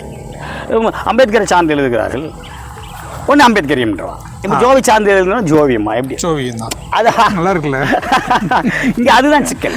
ஒரு எழுத்து சோதர்மன் அவர்கள் எழுதினாலே அவருடைய சாதிய பின்புலம் தான் பார்க்கப்படுகிறது. இவர் இந்த சமூகத்தை சேர்ந்தவர் இப்படி எழுதுகிறார். இமயம் நம்ம எடுத்துக்கிட்டோம்னா அவருடைய படைப்பை நீங்கள் கோவேர் கழுதைகளை பார்ப்பதை விட்டுவிட்டு கோவேர் கழுதை எழுதுவனுடைய சாதிய பின்புலத்தை பார்ப்பது எப்படி ஒரு ஆரோக்கியமான போக்காக முடியும்? நிச்சயமா. அதனால் நான் இதில் மிகப்பெரிய அளவில் நான் முரண்படுகிறேன். இந்த தலித் இலக்கியம் என்பது, பெண் இலக்கியம் என்பது இப்படி பிரிப்பதே முதல்ல தவறு. என்னிலிருந்து எப்படி என்னுள் இருக்கிற பெண்மையை எப்படி நீங்கள் எடுத்து வெளியே போடுவீர்கள்? நான் உங்கள் புறத்தோட்டத்துக்கு நான் ஒரு ஆண், பெண் சார்ந்து நான் கவிதைகள் எழுதிய போது நான் அந்த பெண்ணாகவே மாறாவிட்டால் எப்படி எழுத முடியும்? நான் அந்த இடத்துல அது பெண்ணிய இலக்கியம் பார்ப்போம். அப்போ பெண்ணிய இலக்கியம் என்பதை பெண்கள் தான் எழுதணுமா? பெண்ணிய போராட்டத்தை எல்லா வழியிலையும் முன்னின்று நடத்தியவர் பெரியார். அது ஒரு ஆண் அல்லவா? அப்படியே பார்ப்பீங்க. எவ்வளோ ஒரு மிக குறுகிய பார்வை. உங்களுக்காக போராடியதே நான் தான் என்றால் இது என்ன வகையான புரிதல் என்று எனக்கு புரியவில்லை. அதனால் நான் இந்த இலக்கியம் அது அவ்வளோ. அது நீங்கள் இப்போ தலித்தியம் என்றோ, பெண்ணியம் என்றோ, அம்பேத்கரியம் என்றோ, கம்யூனிஸ்ட் நீங்கள் எப்படி அந்த வகைப்படுத்த தன்னுடைய சாரத்தை இலக்கியம் ஒரு குறிப்பிட்ட இனத்தை சேர்ந்த மக்கள் தானே அதை வாசிப்பார்கள். கண்டிப்பாக. நீங்கள் பொதுவெளிக்காக இருக்கு நான் ஒரு தாழ்த்தப்பட்ட சமூகத்தை சேர்ந்தவன் என்னை பார்த்த உடனேயே இவன் இதைத்தான் எழுதுவன் என்று நீங்கள் எப்படி முடிவு செய்கிறீர்கள்? நான் ஒரு மேல்தட்டு வர்க்கத்தை குறித்த ஒரு பெரிய கதையாடலை எழுதலாம். தலித் இலக்கியம் என்பது அந்த வசுமத்திரன் தான் சொல்கிறார். பிராமணியம் என்பது பிராமணர்கள் தாழ்த்தப்பட்ட மக்களுக்கு இலக்கின்ற அநீதி மட்டும் அல்ல, தாழ்த்தப்பட்டவன் இன்னொரு தாழ்த்தப்பட்டவனுக்கு இலக்கிற அநீதியும் பார்ப்பனியம் தாங்கிறாரு. யார் ஒருவன் இன்னொரு தாழ்த்தப்பட்டவனுக்கு அநீதி இழைக்கிறானோ அது அவர் பார்ப்பனியம். அவ்வளோதான். இந்த பிராமணர்கள் எங்கிருந்து வந்தார்கள்? ஏன் நீங்கள் எதுவுமே செய்யவில்லையா? நீங்கள் எனக்கு கீழ் உள்ள ஜாதியாக சொல்லப்பட்டவர்களை நான் எப்படி நடத்துகிறேனோ அதுதான். அதே போன்று தானே எனக்கு மேலுள்ளவர் என்று நான் கருதுகிறவர்கள் என்னை நடத்துவார்கள். இதுதான் பாடு. அது ஒன்றுமே எழுத்து மட்டுமே. அதை நீங்கள் பெண்ணியம், தலித்தியம் என்று பிரிப்பதை நான் அதில் முரண்படுகிறேன். இப்போ வகைப்படுத்தல் குறித்து பேசணும்ல. இந்த வகைப்படுத்தல் காரணமாக என்ன பண்ணுறாங்கன்னா அதாவது பதிப்பகங்கள் என்ன பண்ணுறாங்க, பதிப்பகங்கள் அவங்களோட இவன் இப்படி எழுதியிருக்கிறனால இந்த பதிவை நான் பதிப்பிக்க முடியாது அப்படிங்கிறதுனால அவங்களே தனித்தனியாக பதிப்பகங்கள் உருவாக்கிட்டாங்க. இப்போ பெரியார் குறித்து சொன்னீங்க, சுயமரியாதை பதிப்பகம். இப்போ கம்யூனிஸ்ட் பற்றி பார்த்தீங்கன்னா அதில் அவங்க பதிப்பகம். பெண்ணியம் குறித்துனா அவங்களே சொந்தமாக பதிப்பகம். இப்படி பல்வேறு பதிப்பகங்கள் வந்துருச்சு. இன்னைக்கு இப்போ நாம் அவங்கள்ட்ட நேர்காணல் எடுத்துக்கிட்டு இருக்கிறோம்ல, குமிழ்முனைன்னு ஒரு பதிப்பகம் வந்துருச்சு. இந்த குமிழ்முனை பதிப்பகத்தில் இப்போ சமீபத்தில் புத்தகங்கள் வெளியிட்டிருக்கிறோம். சரியா? இந்த குமிழ்முனை பதிப்பகம் குறித்தும் குமிழ்முனை பதிப்பகத்தில் வந்த புத்தகங்கள் குறித்து உங்களோட பார்வை என்ன? நான் குமிழ்முனை பதிப்பகம் தம்பி தான், கொஞ்ச நாளாக தான் பழக்கம். ஒரு நல்ல பையன், ஒரு பெரிய விஷயங்கள் செய்யணும்னு சொல்லிட்டு முன்னெடுத்து செல்லக்கூடிய ஒரு களப்போராளி. அங்கே தான் விஷயம். நான் சொல்லிவிட்டு நான் மட்டும் போயிடக்கூடாது. உள்ளே இறங்கி அவன் பயங்கரமாக வேலை பார்க்குறான். அவனுடைய நோக்கம் மிகச்சரி.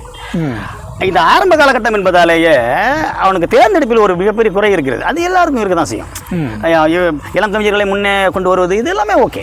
இதெல்லாம் நான் அதெல்லாம் முரண்படவில்லை. இன்னும் கொஞ்சம் ஒரு மிகச்சரியான தேர்வை அவர் எடுக்க வேண்டும் என்பது தான் என்னுடைய நிலைப்பாடை தவிர அது தவறுகள் எல்லாத்துக்கும் நிகழும். ஓரளவு வேணும். இளங்கவிஞர்கள் வேணும் பொழுது அதில் கொஞ்சம் வாசிக்கும் திறனுடையவர்கள் அவர்களை முன்னிலைப்படுத்தும் போது அது நன்றாக இருக்கும். அது இல்லாமல் நீங்கள் ஒரு தொகுப்பை வெளியிட்டு இருக்கிறீர்கள், அதனாலே நான் ஒரு கவிதை தொகுப்பை வெளியிடுகிறேன் என்று சொல்லுகிற இளங்கவிஞர்களை நீங்கள் மேலே கொண்டு வரக்கூடாது என்று தான் என்னது. அதுதான் அங்கே விஷயம். கொஞ்சம் வேணும். அந்த தரம் சார்ந்த அவருடைய எழுத்துக்களை வாசிக்கிற பொழுது உங்களுக்கு ஒரு ஐடியா கிடைக்கும். உங்களுக்கு இதை நாம் வெளியிடலாம். இல்லை என்றால் தயவு தாட்சியம்னா மேடையிலேயே சொன்னேன். தயவு தாட்சியமின்றி இலக்கியம் மற்றதை நீங்கள் தவிர்த்துட்டு தம்பின்னு சொன்னேன் நான். அதுக்கு இப்போ காலகட்டங்களில் வந்து சில அந்த இலக்கியம் பொறுத்தவரை என்னுடைய பார்வை என்னென்னா, நீங்கள் ஃபேவரட்டிசம் உள்ளே வரவே கூடாது. இப்போ நான் உங்களுக்கு ரொம்ப க்ளோஸு உங்கள் தம்பி அப்படிங்கிறதுனால வந்து நான் எழுதுனது கவிதை நீங்கள் போடக்கூடாது. கராரான விமர்சனம் இருக்கணும் என்றால் தான் நல்ல இலக்கியம் வெளியே வரும். என்னுடைய நட்போட்டாரம் அப்படி தான். நான் சரியாக ஒரு விஷயத்தை சொல்ல தெரியவில்லை என்றால் என்ன எழுதியிருக்கேன்னு கேட்டுருவாங்க என்கிட்ட. என் நண்பர்கள் என் வாசகர்கள் மீது எனக்கு ஒரு பெரிய பயம் இருக்குது. அந்த பயம் இருந்துக்கிட்டே இருக்கணும் என்றால் தான் ஆரோக்கியமான எழுத்துக்கள் வெளியே வருமே தவிர இல்லை என்றால் மிக கடினம். வாழ்த்துக்கள் தம்பிக்கிற வாழ்த்துக்கள், அது ஒன்றும் பிரச்சனை இல்லை. நல்ல விஷயம். ஒரே ஒரு கேள்வி, அதாவது நம்ம வெளிநாடுகளில் பாருங்கள், நம்ம எழுத்தாளர்கள் எழுத்தை நம்பி வாழ முடியும். ஆனால் நம்ம நாட்டில், அதுவும் நம்ம தமிழ்நாட்டில், நம்ம தமிழ் எழுத்துக்களை நம்பி வாழ்கிறதுக்கான வாய்ப்புகள் எப்படி இருக்குது? நீங்கள் கேட்கவே வேண்டாம். இருந்தாலும் பாரதி பின்னாலே 14 பேர் தான் நம்ம போனதில்ல கேட்டிங்களா? வாழ்கிற காலகட்டங்களில் ஒரு கவிதை தொகுப்பி அவனால் விட முடியவில்லையே. மகாகவிக்கு அந்த பாடு என்னும் பொழுது இங்கே நான் இது வேறொரு பார்வையாக நான் பார்க்கிறேன். எல்லோரும் இங்கே வந்து எழுத்தை வைத்துக்கொண்டு பிழைப்பு நடத்த முடியாது. ஏன் எத்தனை நாட்களுக்காக இதே நம்ம கூக்குரல் இட்டுக்கொண்டே இருப்போம்? நீங்கள் எழுத்தை நம்பி எழுத்தை ஒரு வாழ்வாதார பொருளாக ஏன் நீங்கள் பார்க்கிறீர்கள்? நான் உள்ளே வருகிற பொழுது இதனுடைய விளைவுகள் எனக்கு தெரியும். நான் 100 புக்கு நான் போடுறேன் அப்படின்னா அதில் 20 புக்கு தான் விற்கும்னு எனக்கு தெரியும். நான் 20,000 செலவு பண்ணுறேன் அப்படின்னா 5,000 கையில் வரும்னு எனக்கு தெரியும். எல்லா விளைவுகளையும் தெரிந்து கொண்டே தான் நான் இந்த துறையில் இறங்கியிருக்கிறேன். இது பணம் சம்பாதிப்பதற்கோ உங்களுடைய வசதி வாய்ப்புகளை ஏற்படுத்துக்கோ வந்து it's not a business, it's a service என்றால் ஒழிய நீங்கள் எழுத்துத்துறைக்கு வராதீர்கள். அதுதான் நீங்கள் நிதர்சனம். இந்த களம் இப்படித்தான் என்றால் அந்த களத்துக்கு தகுந்தாற்போல் நீங்கள் ஆட வேண்டியது தானே. நீங்கள் களத்தை குறை சொல்லாதீர்கள், அந்த களத்துக்கு தகுந்தாற் போட்டு நீங்கள் ஆட வேண்டும். அவ்வளோதான் அந்த விஷயம். உங்களுடைய விளையாட்டு முறைகளை மாற்றுங்கள். இங்கே இந்த நிலம் இப்படித்தான், நீங்கள் இந்த நிலத்தை மாற்ற முடியாது. உங்களுடைய பார்வையை மாற்றுங்கள். இது விற்காது எனக்கு தெரியும். 1200 புத்தகங்களில் 200 புக்கு மட்டும்தான் முதற்கள் வித்துச்சு. மிச்சம் 1000 புக்கு நான் சும்மா தான் கொடுத்தேன் மக்களுக்கு. இது எனக்கு தெரியவே செய்யும். I know the result. அப்படிங்கன்னா எனக்கு பெரிய ஏமாற்றம் இல்லை. நிறைய பேருக்கு அது புக்கு போட்டு தான் நீ வீட்டு வாடகை கொடுக்கணும் அப்படின்னா ஒன்றுமே செய்ய முடியாது. இதுக்கு காரணம் என்ன? அதாவது வெளிநாடுகளில் புத்தகம் வாங்குறாங்க, நம்ம ஊரில் ஏன் வாங்குறது இல்லை? அவங்களுக்கு வந்து நல்ல கேள்வி இது. அவர்களுக்கு வாங்கக்கூடிய பொருட்கள் அவர்களுக்கு நிறைய இருக்கின்றன. சாக்ரட்டிஸ் வந்து கடைவீதிக்கு போகிறாரு. கடைவீதிக்கு போயிட்டு வரும்போது எங்கேனியா நீ பண்ணுற அப்படின்னு ஒருத்தங்க நீங்கள் கேள்விப்பட்டுக்கலாம். எந்தெந்த பொருள்லாம் இல்லாமல் என்னால் நிம்மதியாக வாழ முடியுதுன்னு பார்க்கறதுக்காண்டி வந்தாங்கிறாரு. இங்கே அனாவசியமானவைகளை நாம் வாங்கி குவிக்கின்ற போது அத்தியாவசியங்கள் தானாகவே வெளியே போய்விடுகின்றன. இலக்கியம் என்பதோ ஒரு புத்தகம் என்பதோ எத்தனை அத்தியாவசியம் என்பது தெரியாத ஒரு சமூகத்தில் நாம் வாழ்ந்து கொண்டிருப்பது தமிழ் சமூகம் என்னுடைய அவல நிலையைத்தான் காட்டுகிறது என்று தான் நான் சொல்வேன். இப்பொழுதும் அங்கொன்றும் இங்கொன்றுமாக எழுத்தையே வாழ்வாக கொண்டு நான் அப்படி தான் இருக்கவே செய்கிறார்கள். அவர்கள் போதாது என்பதுதான் ஒரு பெருங்கூட்டம். இதை எதிர்த்து என்னால் செயல்பட முடியுமா என்றால் செயல்பட முடியும் தான். அவ்வளோ பெரிய தாக்கத்தை ஏற்படுத்த முடியுமா என்றால் கொஞ்சம் கடினம் தான். நான் என் ஃப்ரெண்ட் சர்க்கிளில் சொல்லுவேன், நான் உனக்கு எழுதலாமாப்பில் உன் பையனுக்கு எழுதுறேன்னு சொல்லுவேன். இவர்கள் இந்த மெட்டீரியலிஸ்டிக் வேர்ல்டுன்னு இந்த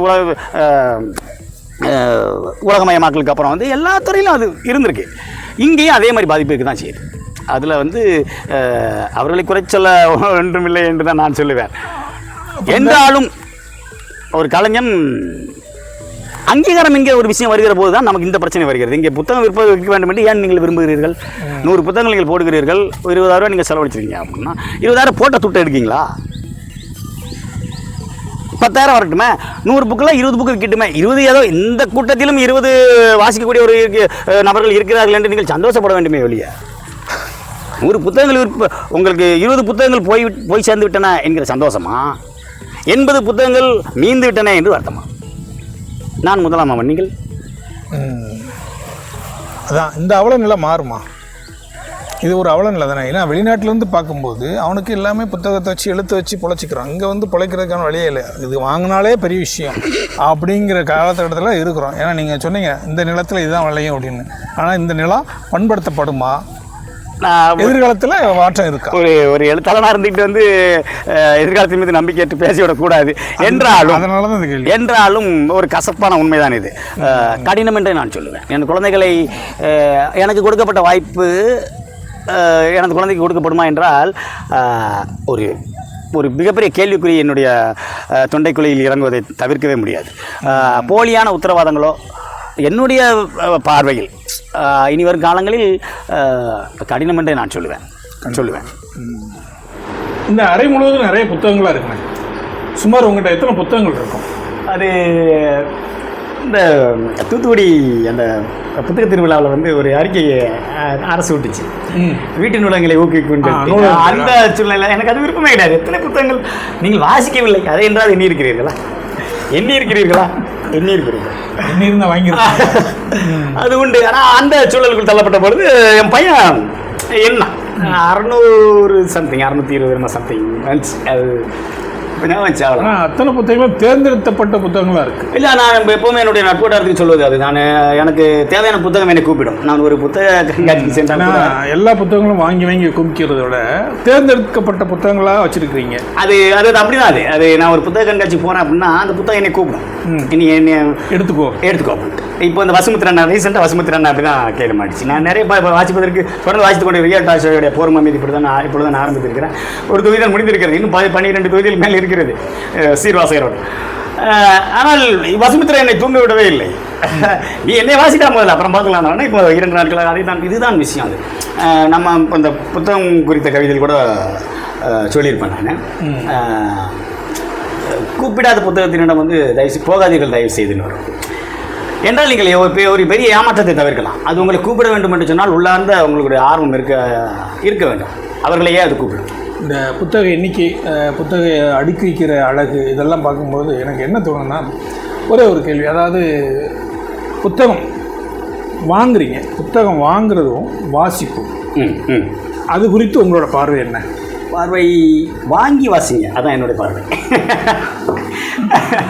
வேறு எதுவுமே கிடையாது. இங்கே அதுதான் தன்னுடைய முழு உருவை தன்னுடைய புத்தகம் காட்டும். நீங்கள் ஒரு எழுத்தாளனுடைய படைப்பை அதற்கே உரிய விலை கொடுத்து வாங்குகிற பொழுது தான் தனி அது உங்களுக்கு திறந்து காட்டும். நீங்கள் அதற்காக நீங்கள் வந்து இரவல் வாங்கி படிக்கக்கூடாது என்றோ, அன்பளிப்பாக வந்து புத்தகங்களை நீங்கள் பெறக்கூடாது என்றோ அதற்கு அர்த்தம் அல்ல. மலிவு விலையில் கிடைக்கிற பொழுது நீங்கள் வாங்கிக்கொள்ளலாம்.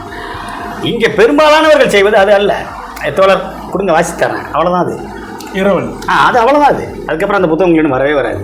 அது போக அப்படி நான் வாங்குகிற புத்தகம் தன்னை எனக்கு திறந்து காட்டாது. என்னுடைய ஒரு 100 ரூபாய் கொடுத்து நீங்கள் ஒரு புத்தகம் உங்களால் வாங்கப்படுகிறேன்னு சொன்னால் உங்கள் பேருழைப்பு, அந்த பேருழைப்பிலிருந்து ஒரு பகுதியை தான் நீங்கள் வந்து அதற்கு இந்த புத்தகத்துக்கு நீங்கள் விலையாக எதுவுமே கொடுத்து விட முடியாது. அந்த காகிதங்களுக்கு நீங்கள் கொடுப்பது தான் விலை. புத்தகங்கள் எந்த புத்தகங்களுமே விலை கிடையாது. நீங்கள் அதை உங்களுடைய பேருழைப்பிலிருந்து எடுத்த வருகிற செல்வத்திலிருந்து நீங்கள் எடுக்கிற பொழுது தன்னுடைய முழு உருவை அது காட்டும். இல்லாத பட்சத்தில் அது தன்னை காட்டிக்கொள்ளாது. உங்களிடம் அந்த புத்தகம் இருக்கும், அந்த புத்தகத்தின் உள்ளடக்கம் இருக்காது. வெறும் வெற்று கூடுதான் உங்களுக்கு இருக்குமே தவிர அதனுடைய ஆன்மாவை நீங்கள் தொட முடியாது. அது வந்து உங்களுடைய ரத்தமே வேர்வையாக சிந்தி ஏன் பண்ண அந்த பணம், அதை வந்து புத்தகத்துக்கு ஒரு மனிதன் செலவழிக்கிற போது அந்த இதை அவங்க கொடுக்கணும். அப்படி தான் அந்த புத்தகம் தன்னை காட்டும். நிறைய பேர் அப்படி செய்கிறது இல்லை. எல்லாருமே இரவலாகவே வாங்கிடுறாங்க. அது ஒரு புத்தகத்தை அதனுடைய உரிய விலை கொடுத்து வாங்காதது அந்த எழுத்தாளனுக்கு செய்கிற துரோகமாக நான் பார்க்கிறேன். என் நண்பர் தான் அது ஒன்று பிரச்சனை. சீர்வாசகரோட வந்து மலிவு விலை பதிப்புகள் போடுறாங்க. அது எனக்கு ஒரு முரண்பட்ட கருத்து உண்டு. நான் தம்பிகிட்டே சொல்லியிருக்கேன், 500 ரூபா புத்தகத்தை நீங்கள் 100 ரூபா போட்டிங்கன்னா எப்படி தோழறது? அவருடைய நோக்கம் மிகப்பெரியது. எல்லோரும் படிக்கட்டுமேங்கிற நோக்கம். அது சரி. அந்த பக்கம் 2 விஷயங்கள் சரியாக இருக்காது என்றெல்லாம் சொல்லிவிட முடியாது. எல்லா நேரங்களிலும் 2 விஷயங்கள் சரியாகவே இருக்கும். சந்தர்ப்ப சூழ்நிலையை சார்ந்தது. என் வரையில் நான் பார்த்தது, அந்த புதுமை பித்தனுக்கு நீங்கள் கொடுக்கின்ற மரியாதை அந்த புத்தகத்தினுடைய விலை 500 ரூபாய் என்பது. அதை நீங்கள் குறைத்து 100 ரூபாய்க்கு வைக்கிற பொழுது நீங்கள் புதுமை பித்தனுடைய தரத்தை குறைக்கிறீர்களோ என்பது என்னுடைய பார்வையாக அப்போது இருந்த பார்வை. இதை விட பெரியது அவருடையது. அவங்க பார்வையில் வாசகர்கள் யார் வேண்டுமானாலும் பணம் இலக்கிய வாசிப்பதற்கு ஒரு தடையாக ஒரு பணம் இருக்கக்கூடாது என்கிற உயர் நோக்கம் அது. கண்டிப்பாக இது 2மே பரிசீலிக்கப்பட வேண்டியதுதான். அதுவும் வாங்குறாங்க, ஒன்றும் பிரச்சனை இல்லை. புதுமை பித்தன் அந்த 100 ரூபாய் போடப்பட்ட புதுமை பித்தன் தன்னை காட்டிக் கொள்வாரா என்பதை இன்றைக்கு நிச்சயமாக முடியாது என்பதே இதற்கான பதில். அவர்களுடைய நோக்கம் புனிதமானது, உயர்ந்தது. அது எல்லாம் அதுக்குள்ளவே நான் வரவே இல்லை. 500 ரூபாய் விற்கும் போது அந்த புத்தகத்தை நான் வாங்கியிருக்கிறேன். அது 100 ரூபாய்க்கு வருகிற போது நீங்கள் வாங்குகிறீர்கள். நான் பார்க்கின்ற புதுமை பித்தனும் நீங்கள் பார்க்கின்ற புதுமை பித்தனும் எப்படி உண்டாயிருக்க முடியும்? கண்டிப்பாக. இப்போது சில அமைப்புகள் பார்த்திங்கன்னா பள்ளி குழந்தைகளுக்கெல்லாம் கொண்டு போய் புத்தகம் கொடுக்குறாங்க. பள்ளி குழந்தைகளுக்கு பரிசாகவும் வாசிக்கிறதுக்கு இலவசமாகவும் கொடுக்குறாங்க. அதை என்னன்னா அது அப்படி கொடுக்குற செயல்பாட்டை குறித்து உங்களோட பார்வை என்ன? என் தம்பி இன்னொருத்தர் இருக்கு, அன்புன்னு சொல்லிட்டு. அவன் அப்படி தான் அந்த களத்தில் இறங்கி விளையாடுற ஆளுக்கு அவங்க. நம்ம கரையிலேருந்து கை காமிக்கிறோம், அவன் அப்படி கிடையாது. களத்தில் இறங்குற ஆளுக்கு இந்த சைமன் மாதிரி, குமிழ்மொழி சைமன் மாதிரி உள்ளே இறங்கி விளையாடுறாங்க. ஒரு நிகழ்வு அவன் தான் சொன்னான். ஒரு சிறு குழந்தைகள், அவனே சிறு குழந்தை மாதிரி தான் இருப்பான். இங்கே சிறு குழந்தைகள் கொண்டு போய் அந்த சின்ன பிரதிகளை கொடுக்கான். அது எல்லாமே கிழிச்சு போட்டு. அது பக்கத்தில் என்னோட நண்பன் ஒன்று சக்தின்னு சொல்லிட்டு அவர் கேட்காரு. சக்தி அன்புட்ட கேட்காம, என்னடா கிழிச்சு விளாண்டுட்டு ஒம்பது பேசாமல் இருக்கேன்.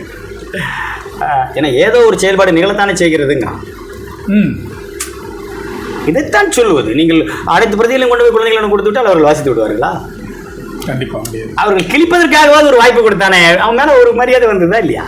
நீங்கள் குழந்தைகளுடைய வளர்ச்சி வாசிப்பால் தான் நிகழும் என்று எப்படி சொல்கிறீர்கள்? ஒரு புத்தகத்தை கிழிப்பதாலும் வளரலாம் இல்லையா அவர் குழந்தை? அப்துல் ரஹ்மான் அழகான ஒரு ஒரு ஒரு கவிதை சொல்லுவார். நிறைய சொல்லியிருக்கேன், நீங்களும் கேள்விப்பட்டு சொல்லுங்கள்.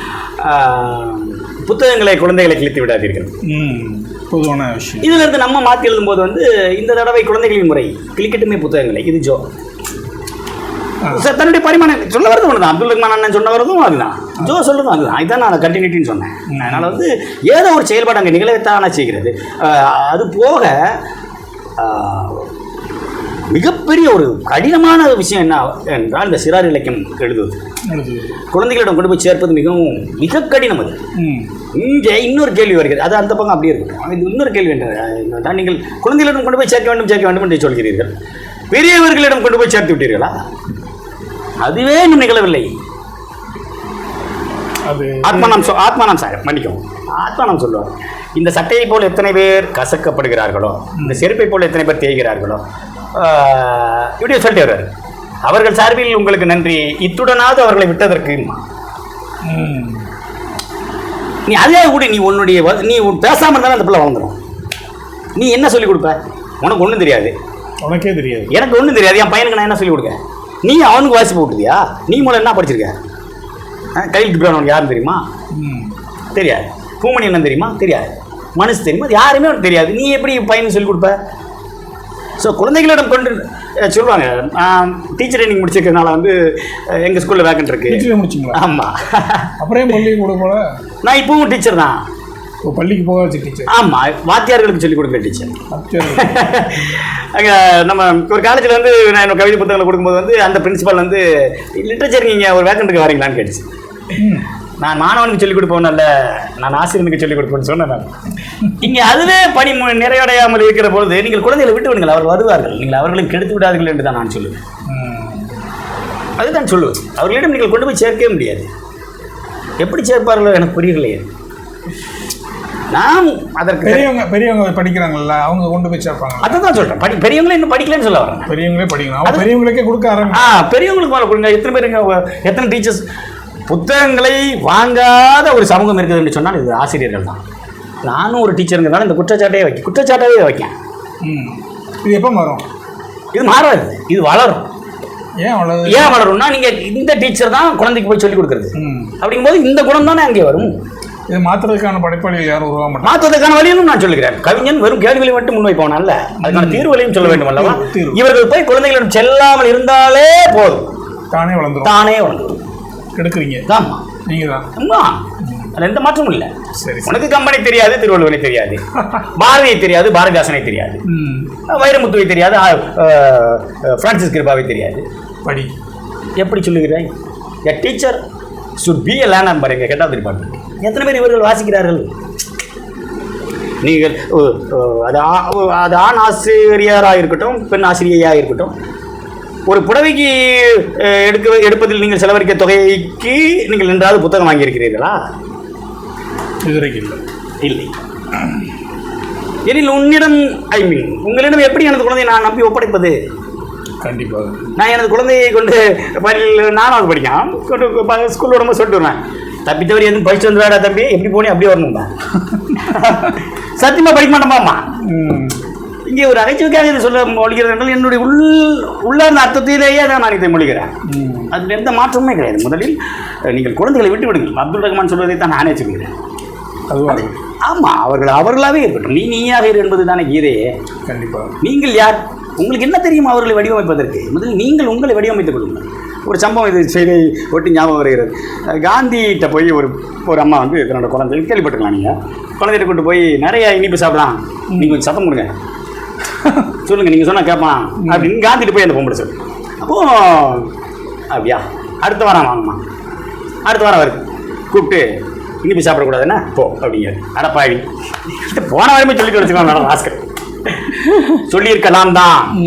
போன வாரம் வரை நானும் இனிப்பு தின்று கொண்டிருந்தேன். நான் விட வேண்டும் அல்லவா, இன்னொருவனுக்கு நான் ஒரு விஷயத்தை சொல்லுகிற பொழுது அதை நான் முதலில் கடைபிடிக்க வேண்டும் என்று சொல்கிற இடத்தில் தான் காந்தி மகாத்மாவாகிறான். அந்த மாதிரி அப்படியா அதான் சொல்றது இங்க நம்ம எழுதி போட்டுக்கிறதா. அந்த சொல் உன்னில் முதலில் செயலாகி இருக்கிறதா என்றால் மட்டும் அதை இன்னொருவனிடம் சொல். இதுதான் விஷயம். நீ பெர்ஃபெக்டாகவே நீ இருந்தாலுமே தோழருக்கு வந்து நான் அட்வைஸ் பண்ண வேண்டிய கட்டாயம் இல்லையா. நான் பெர்ஃபெக்டாக இருந்தால் எல்லாத்தையும் திருத்துறோம்னு அர்த்தம் கிடையாது. அவர்களை பார்த்துக்கொள்ள குழந்தைகள் தங்களை அவர்களை விட்டு விடுங்கள். ஆத்மான பாசை இருக்குன்னா தோடு விட்டு விடுங்கள், அவர்கள் பிழைத்துக் கொள்வார்கள். நம்ம தூத்துக்குடியில் வஉசி கல்லூரி முன்னாடி குமிழ்முனை புத்தக வாசிப்பு வண்டின்னு சொல்லி ஒரு அமைப்பு இயங்கிட்டு இருக்கு. அதை பற்றி உங்களுக்கு தெரியுமா? தெரியும், எனக்கு நல்லா தெரியும். சொல்லுங்களேன். நம்ம தம்பி தான் சைமன் சொல்லிட்டு, முதல்ல என்னோடய ஃப்ரெண்ட்ஸ் சர்க்கிள் வச்சு தான் தெரியும், முதல்ல தெரியாது எனக்கு. இப்போ க்ளோஸ் ஆகிட்டான், அது வேறு.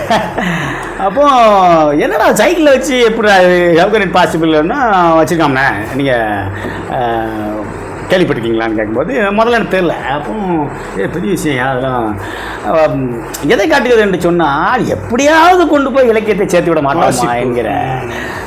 இப்பொழுது அந்த மிதிவண்டியில் வைத்து புத்தகங்களை வைக்க போய் தானே நீங்கள் இந்த கேள்வியை கேட்கிறீர்கள். கண்டிப்பாக இது ஒரு சின்ன ஒரு கடை மாதிரி வச்சுருந்தாங்கன்னா 10ஓட 11 போயிருப்பான். ஸோ வித்தியாசமாக ஏதாவது செய்வதின் நோக்கமே எப்படியாவது கொண்டு போய் இலக்கியத்தை கொண்டு போய் சேர்த்து விட வேண்டும் என்கிற அவனுடைய பேராவல் தான். அது ஹேட்ஸ் ஆஃப் டு ஹிம். எனக்கு தெரிய நல்ல பையன், ஒரு ஹார்ட் ஒர்க் இருக்கா, ஒரு களத்தில் இறங்கி விஷயம் நம்ம சொல்லலாம். 1000 கவிதைகள் நீங்கள் எழுதலாம், அதை அப்ளை பண்ணுறதான விஷயம் இல்லை. அதை அப்ளை பண்ணுறாங்க எனக்கு ரொம்ப பிடிக்கும். அவனுடைய நோக்கம் பெரியது. இளங்கவிஞர்கள் புதிய எழுத்தாளர்களை வந்து வெளியே கொண்டு வர வேண்டும் என்கிற பேராவல் இருக்கிறது. நான் ஏற்கனவே சொன்னதை போலவே வந்து இன்னும் கொஞ்சம் ஒரு தன்னுடைய தேர்ந்தெடுப்பில் இன்னும் கொஞ்சம் மிக கவனம் செலுத்தினால் நோக்கம் சரி, அதில் எந்த மாற்றம். வெற்றி பெற்று அந்த எண்ணம் வெற்றி பெற்றே தீரும், என்னுடைய வார்த்தைகள். இப்போ என்னென்னா அந்த வாசிப்பு வண்டிக்கும் உங்களுக்கும் உள்ள இந்த உறவு நிலை, இந்த ரிலேஷன்ஷிப் சொல்லுவாங்க, அது நீங்கள் ஒரு படைப்பாளர், ஒரு கவிஞர், அது நீங்கள் கேட்டால் உங்களோட தம்பி தான் சொன்னீங்க. ஆனால் அந்த வாசிப்பு வண்டி அது அங்கே செயல்படுது, நிறைய வாசகர்களை கொண்டு வந்திருக்கு.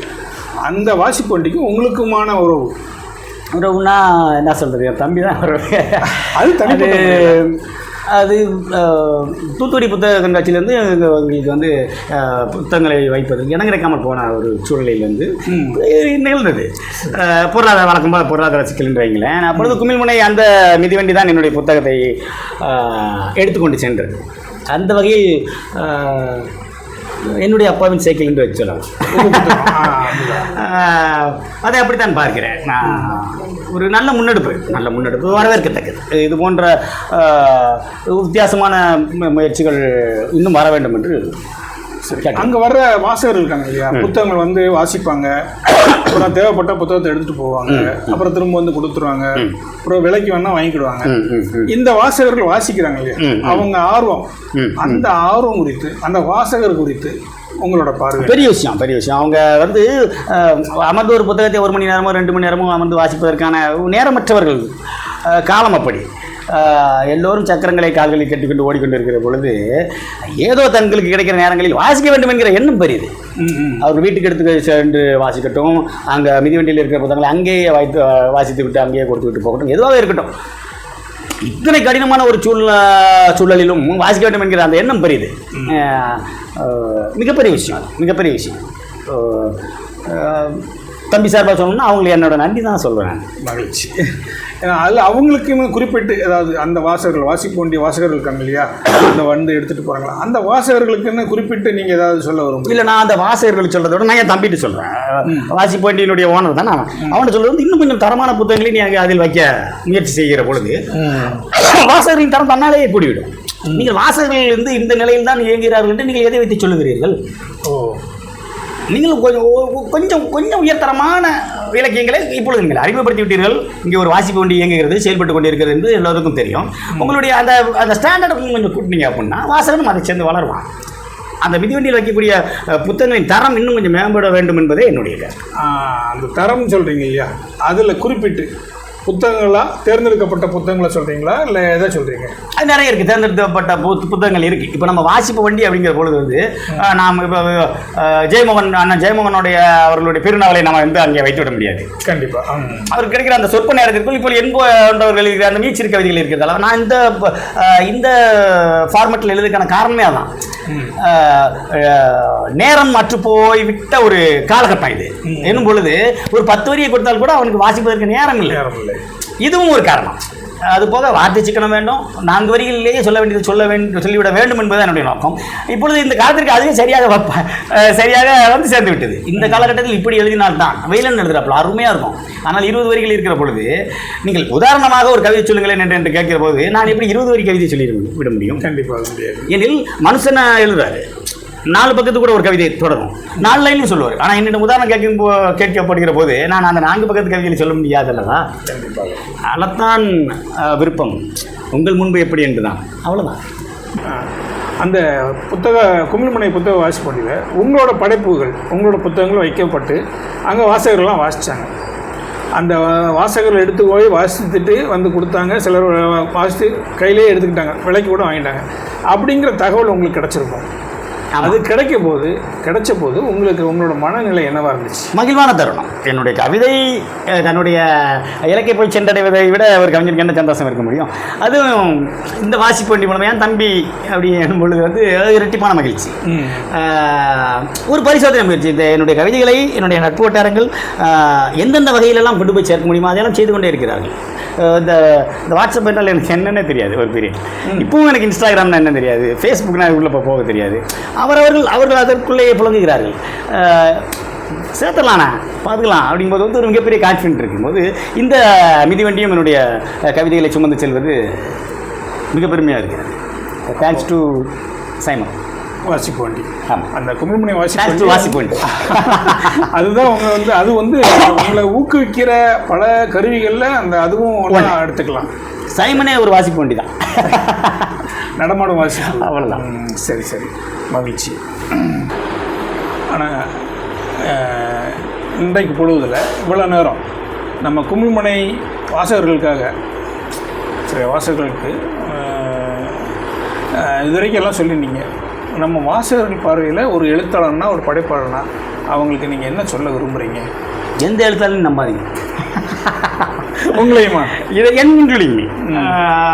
தன்னுடைய அகத்தை தேடி கண்டடைவதை தன்னுடைய வாசகர்கள் நோக்கமாக கொண்டவர். இதுதான் என்னுடைய பிடித்திருக்கிற எழுத்து என்று நீங்கள் ஒரு சிறைக்குள் நீங்கள் சிக்கிக்கொண்டீர்கள் என்று சொன்னால் பரந்துபட்ட பார்வையை நீங்கள் வாசிக்கணும். சாருணிவாதி தான் இருக்காருன்னா அதையும் நீங்கள் வாசிக்கலாம். அதற்கு ஆப்போசிட்டாக அவர்கள் சொல்லுவது ஆப்போசிட்டாக ஜெயமோகன் இருக்கார், நீங்கள் இதையும் வாசிக்கலாம். அவர் பரந்துபட்ட வாசிப்பைத்தான் வாசகன் கோர வேண்டுமே தவிர நீங்கள் நாயக பிம்பம் எங்கே உள்ளே வருகிறதோ அங்கே இலக்கியம் வந்து அடிவிட்டு போவாங்க. எனக்கு ஃபேவரட்னு கேட்டால் சில ஆட்கள் நீங்கள் முன்மொழியலாம். இந்த வகையான எழுத்துக்களைத்தான் நான் வாசிப்பேன் என்பதை தான் வாசகர்கள் தவிர்க்க வேண்டும். நான் வாசகர்களுக்கு நான் சொல்லிக்கொள்ள விரும்புவது ஒரு வெறும் 4 வரிகளை கவிதையாக்குவது வாசகன் தான், படைப்பாளன் அல்ல. ஆத்தர் இஸ் டெட்னு ஒரு கான்செப்டே உண்டு. ராமகிருஷ்ணன் அழகாக சொல்லுவார், எழுதி முடித்தவுடன் அது என்னுடையது அல்ல, அதுக்கு பொறுப்பு நீங்கள் தான். நீங்கள் அதுக்கு என்ன வேணுமானாலும் நீங்கள் அர்த்தம் கற்பித்துக் கொள்ளலாம் பாரு. போது இது எஸ்கேபிசம் கிடையாது. பொறுப்பை அவனிடம் பாதி நாம் ஒப்படைத்து விடுவது. எவ்வளவுதான் ஒரு எழுத்தாளன் சுமப்பது? உண்மையில் ஒரு வெறும் வெற்று வரிகளை கவிதையாக்குவது வாசகன் கைகளில் நான் இருக்கிறது. நான் ஏற்கனவே சொல்லியதை போல வந்து ஒரு எழுத்தாளனுக்கு சரிசமமான ஒரு வாசிப்பு பழக்கத்தை வந்து வாசகனும் கைக்கொள்ள வேண்டும் என்று தான் நான் அவர்களை சொல்லுவேன். வெறுத்த வாசிப்பு இல்லாமல் ஒரு படைப்பை நீங்கள் அணுகிவிட முடியாது. எல்லா பணியும் நீங்கள் தூக்கி எழுத்தாளர் மீது போட்டுவிட முடியாது அல்லவா? சில குறிப்பிட்ட விஷயங்களை குறித்து நான் இப்பொழுது தேவதேவன் பற்றி நான் பேசுகிற பொழுது அவர் யார் என்று உங்களுக்கு தெரிஞ்சிருக்க வேண்டுமே. கண்டிப்பாக. இல்லை என்று சொன்னால் என்ன நான் சொல்வது எப்படி உங்களுக்கு புரியாது. ஸோ வாசகர்கள் தங்களை தகுதி உள்ளவர்களாக ஆக்கிக்கொள்ள வேண்டும். ஒரு ஆக்ரோஷமான ஒரு பெருவாசிப்பை கோருகிற காலம் இது. வாசிங்க, அவ்வளோதான். வாசகங்கள் நிறைய வாசிங்க, அப்புறம் தான் உங்களுக்கு என்ன கண்டுகொள்ள முடியும் யார் எழுதுகிறார். யார் எழுதுகிற மாதிரி போலிகளை இனம் கண்டு கொள்வதற்கு அதுதான் வாசிப்பு. நீங்கள் அதில் தான் இனம் கண்டு கொள்ளணும். எது கவிதை ஏற்றது என்பதை தெரிந்து கொள்வதற்கு நீங்கள் வாசிக்க வேண்டும். எது கவிதை என்று தெரிந்து கொள்வதற்கு நீங்கள் வாசிக்கலாம். மிகப்பெரிய பொறுப்பு வாசகர்களிடமே இருக்கிறது. உங்களால் தான் ஒரு எழுத்தாளனை தவிர வாசகனுக்காக தான் எழுத்தாளனை தவிர எழுத்தாளனுக்காண்டி வாசகன் கிடையவே கிடையாது. கண்டிப்பாக அதுதான் உண்மை. அவன் இல்லை என்றால் நான் கிடையாது. நிச்சயம். அவன் இல்லை என்றால் நான் யாரிடம் போய் நான் சொல்வது? யாருக்கு எழுதுவது? உங்கள் இசங்கள் இருக்கிறதே, யாருக்கு எழுதுகிறது என்று தெரியாமல் எழுதி கொண்டே இருக்கிறார்கள். கோபுரத்தில் வைத்து போற்றப்படுகிறார்கள். பெயர் சொல்ல விரும்பவில்லை. அவர்களுக்கே தெரியும். நிச்சயம். சக மனிதனை போய் அவன் எவ்வளவு மெனக்கெடுகிறான் என்பதை நீங்கள் புரிந்து கொள்ள வேண்டும். ஒரு எழுத்தாளன் உங்களுக்காக நீங்கள் அதே அளவு மெனக்கெடுத்தால் தான் நான் இங்கிருந்து காட்டுகிற நிலவை நீங்கள் இங்கிருந்து அமர்ந்து பார்த்தால் தானே உங்களுக்கு தெரியும். கண்டிப்பாக. இல்லை என்று சொன்னால் நீங்கள் என்ன எழுதிக்காண்டு உங்கள் வாட்டு போயிடலாம். அதுக்கு பின்னால் ஒரு பேருழைப்பு இருக்குது. அந்த பேருழைப்பு யாருக்கு? வாசகனுக்கு தான். அப்போ நீங்களும் அதுக்கு தகுதியுடையவர்களாக இருக்க வேண்டும். ஒரு பெரும்படைப்பை உருவாக்குவது கணவன் மனைவி போல் என்று நான் சொல்லுவேன். என் நண்பர் விட்டார் படைப்பாளனும் வாசகன் 2 மாதம் ஒரே திசையில் போனோம். அப்புறம் வண்டி போகும். ஒன்று அங்கிட்டும் ஒன்று இங்கிட்டும் போனால் இலக்கிய வண்டி பள்ளத்தில் பாய்ந்து வரும். ஆனால் இதுவரைக்கும் கேள்வியெல்லாம் சலிக்காமல் பதில் சொன்னீங்க. ரொம்ப சிறப்பாக இருந்துச்சு. உங்களை சந்தித்ததில் ரொம்ப சந்தோஷம், ரொம்ப மகிழ்ச்சி.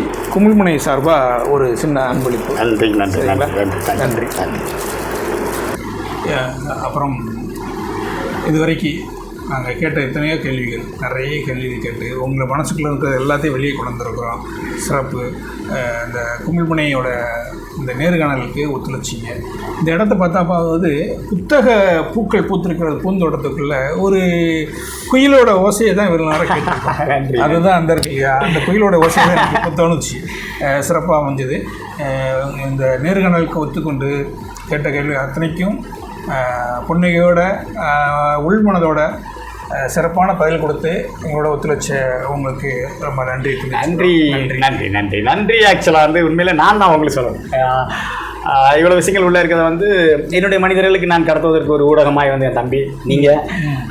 நான் இது போன்ற கேள்விகள்லாம் எதிர்பார்க்கவே இல்லை.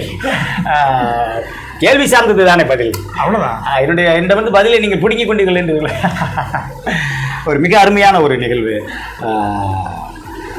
நன்றி நன்றி நன்றி. மகிழ்ச்சி. இத்தனை நேரம் வந்து மிகச்சிறப்பான கேள்விகளை வந்து தோழர் கேட்டார். பதில்களை வர வைப்பது வந்து ஒரு கலை. அது எல்லா கேள்விகளாலும் நிகழ்த்திவிட முடியாது. அதைத்தான் தோழர் செய்தார். இவ்வளவு நேரம் நாங்கள் இந்த உரையாடல் பகிர்ந்து கொண்டவைகள், வெளிப்படுத்தியவை, இவை அனைத்தும் ஏதோ ஒரு வகையில் உங்களை சென்று தோடும் என்று நாங்கள் இருவருமே நம்புகிறோம். இதுபோன்ற இன்னும் ஒரு இனிதான சூழலில் உங்களை சந்திக்கும் வரை உங்களிடமிருந்து விடைபெறுவது உங்கள் ஜோ. வணக்கம். குமிழ்முனை நேயர்கள், உங்களுக்கு ஒரு அறிவுக்கு ஒரு விருந்தாக இருக்கும். இது வந்து பார்த்திங்கன்னா இந்த ஒரு ஓஷோ, ஒரு புத்தர், ஒரு கலீல் ஜிப்ரான், இவங்க அத்தனை பேரோட கருத்தையும் இன்றைக்கி நம்மளோட பகிர்ந்துக்கிட்ட மாதிரி இருக்குது. அத்தனை பேரையும் ஒட்டுமொத்தமாக ஒரு நபர்கிட்ட சந்தித்ததாக உணரலாம். இதுவரைக்கும் இந்த முதல் முறையாக நம்ம எடுக்கப்பட்ட இந்த நேர்காணலுக்கு கண்டு ரசித்த குமிழ்முனை வாசகர்கள் அனைவருக்கும் நன்றி, வணக்கம்.